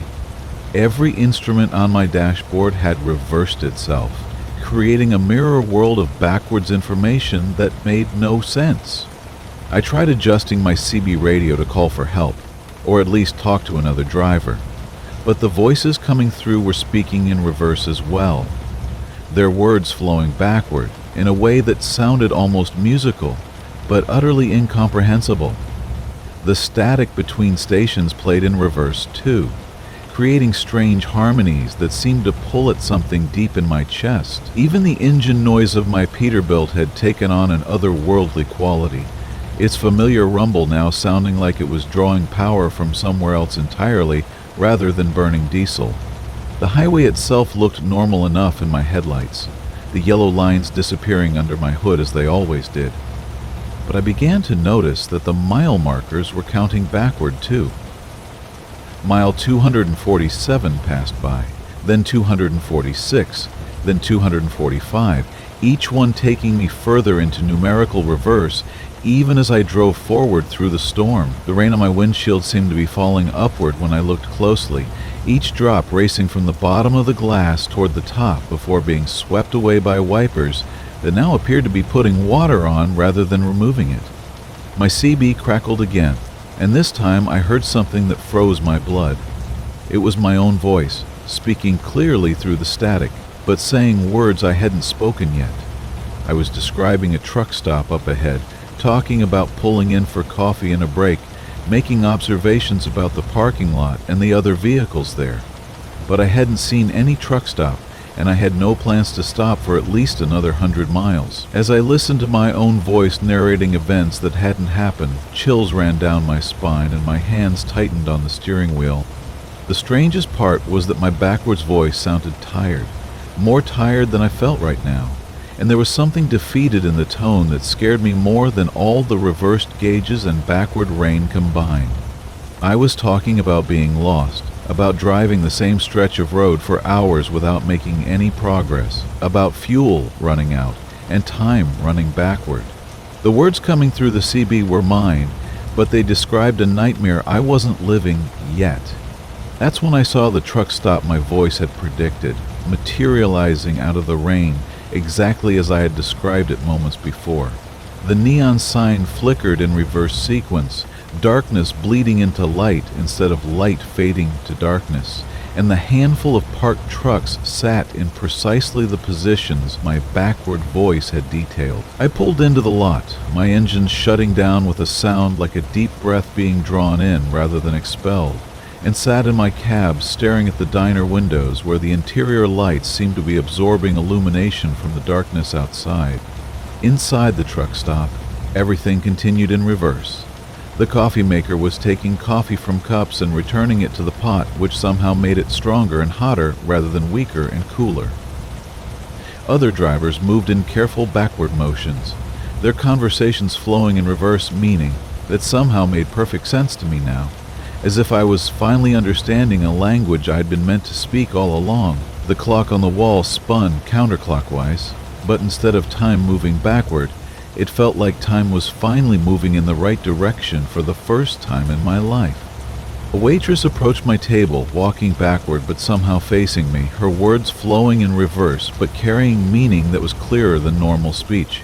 She told me about the storm, how it moved backward across the country, picking up water from the ground and carrying it back to the clouds where it belonged. She explained that some nights, certain drivers found themselves caught in these reverse currents, pulled into the flow of time moving in its true direction while the rest of the world stumbled forward through the illusion of normal sequence. The terrifying realization hit me as I sat there, drinking coffee that grew stronger with each sip instead of weaker. I wasn't experiencing some strange phenomenon that would end when the storm passed. I was seeing the world as it actually was, with cause following effect, with endings revealing beginnings, with all the machinery of existence finally running in its proper direction. Everyone else, all the forward-moving people living their forward-moving lives, were the ones caught in the strange reverse current that made them think progress meant moving toward the future instead of back toward the truth. My CB had gone silent, but when I returned to my truck, I could hear my own voice again, this time describing my current situation in past tense, talking about the decision I was about to make about whether to continue driving in this backward reality, or try to find my way back to the forwards world where nothing made sense but everything was familiar. The voice sounded sadder now, more resigned, as if it was narrating the story of someone who had discovered something wonderful and terrible, and now faced an impossible choice. I started my engine, which roared to life in reverse, drawing power from the air and returning it to the earth, and pulled back onto the interstate, where the rain continued to fall upward, and the mile markers continued counting down toward some destination I had never intended to reach, but somehow knew I had always been heading toward. The other vehicles on the road moved past me in their backward dance, their drivers perhaps unaware that they were finally traveling in the right direction, or perhaps like me slowly awakening to the truth that the world had always been moving this way, and we were the ones who had been confused about which end was forward and which was back. Now, 3 weeks later, I'm still driving these backward roads, my instruments reading in reverse, my CB picking up conversations from the future, my coffee growing stronger instead of weaker. Sometimes I see other trucks, whose drivers have found the same reverse current, and we nod to each other in recognition of this secret knowledge. The freight I carry arrives at its destination before I pick it up, and I collect payment for deliveries I haven't made yet, and somehow this makes more sense than any system I worked within before. The only thing that troubles me is that backward voice on the CB, my own voice, which continues to narrate my story, but always seems to be several hours ahead of where I think I am, describing events that feel like they're approaching me from the wrong direction. Tonight, as I drive through another storm where rain falls upward and time moves the way it was always meant to move, that voice is telling me about the choice I'm going to have to make soon, about the exit that's coming up, that will let me return to the forward world if I want to, about the price of staying in this backward reality where everything finally makes sense. But the voice sounds so tired, so infinitely weary, and I'm beginning to wonder if it's really my voice at all, or if it belongs to some other driver who made this same journey before me, whose truck is still out here somewhere in the reverse storm, trying to warn me about something I don't yet understand about the true cost of driving in the direction time was always meant to flow.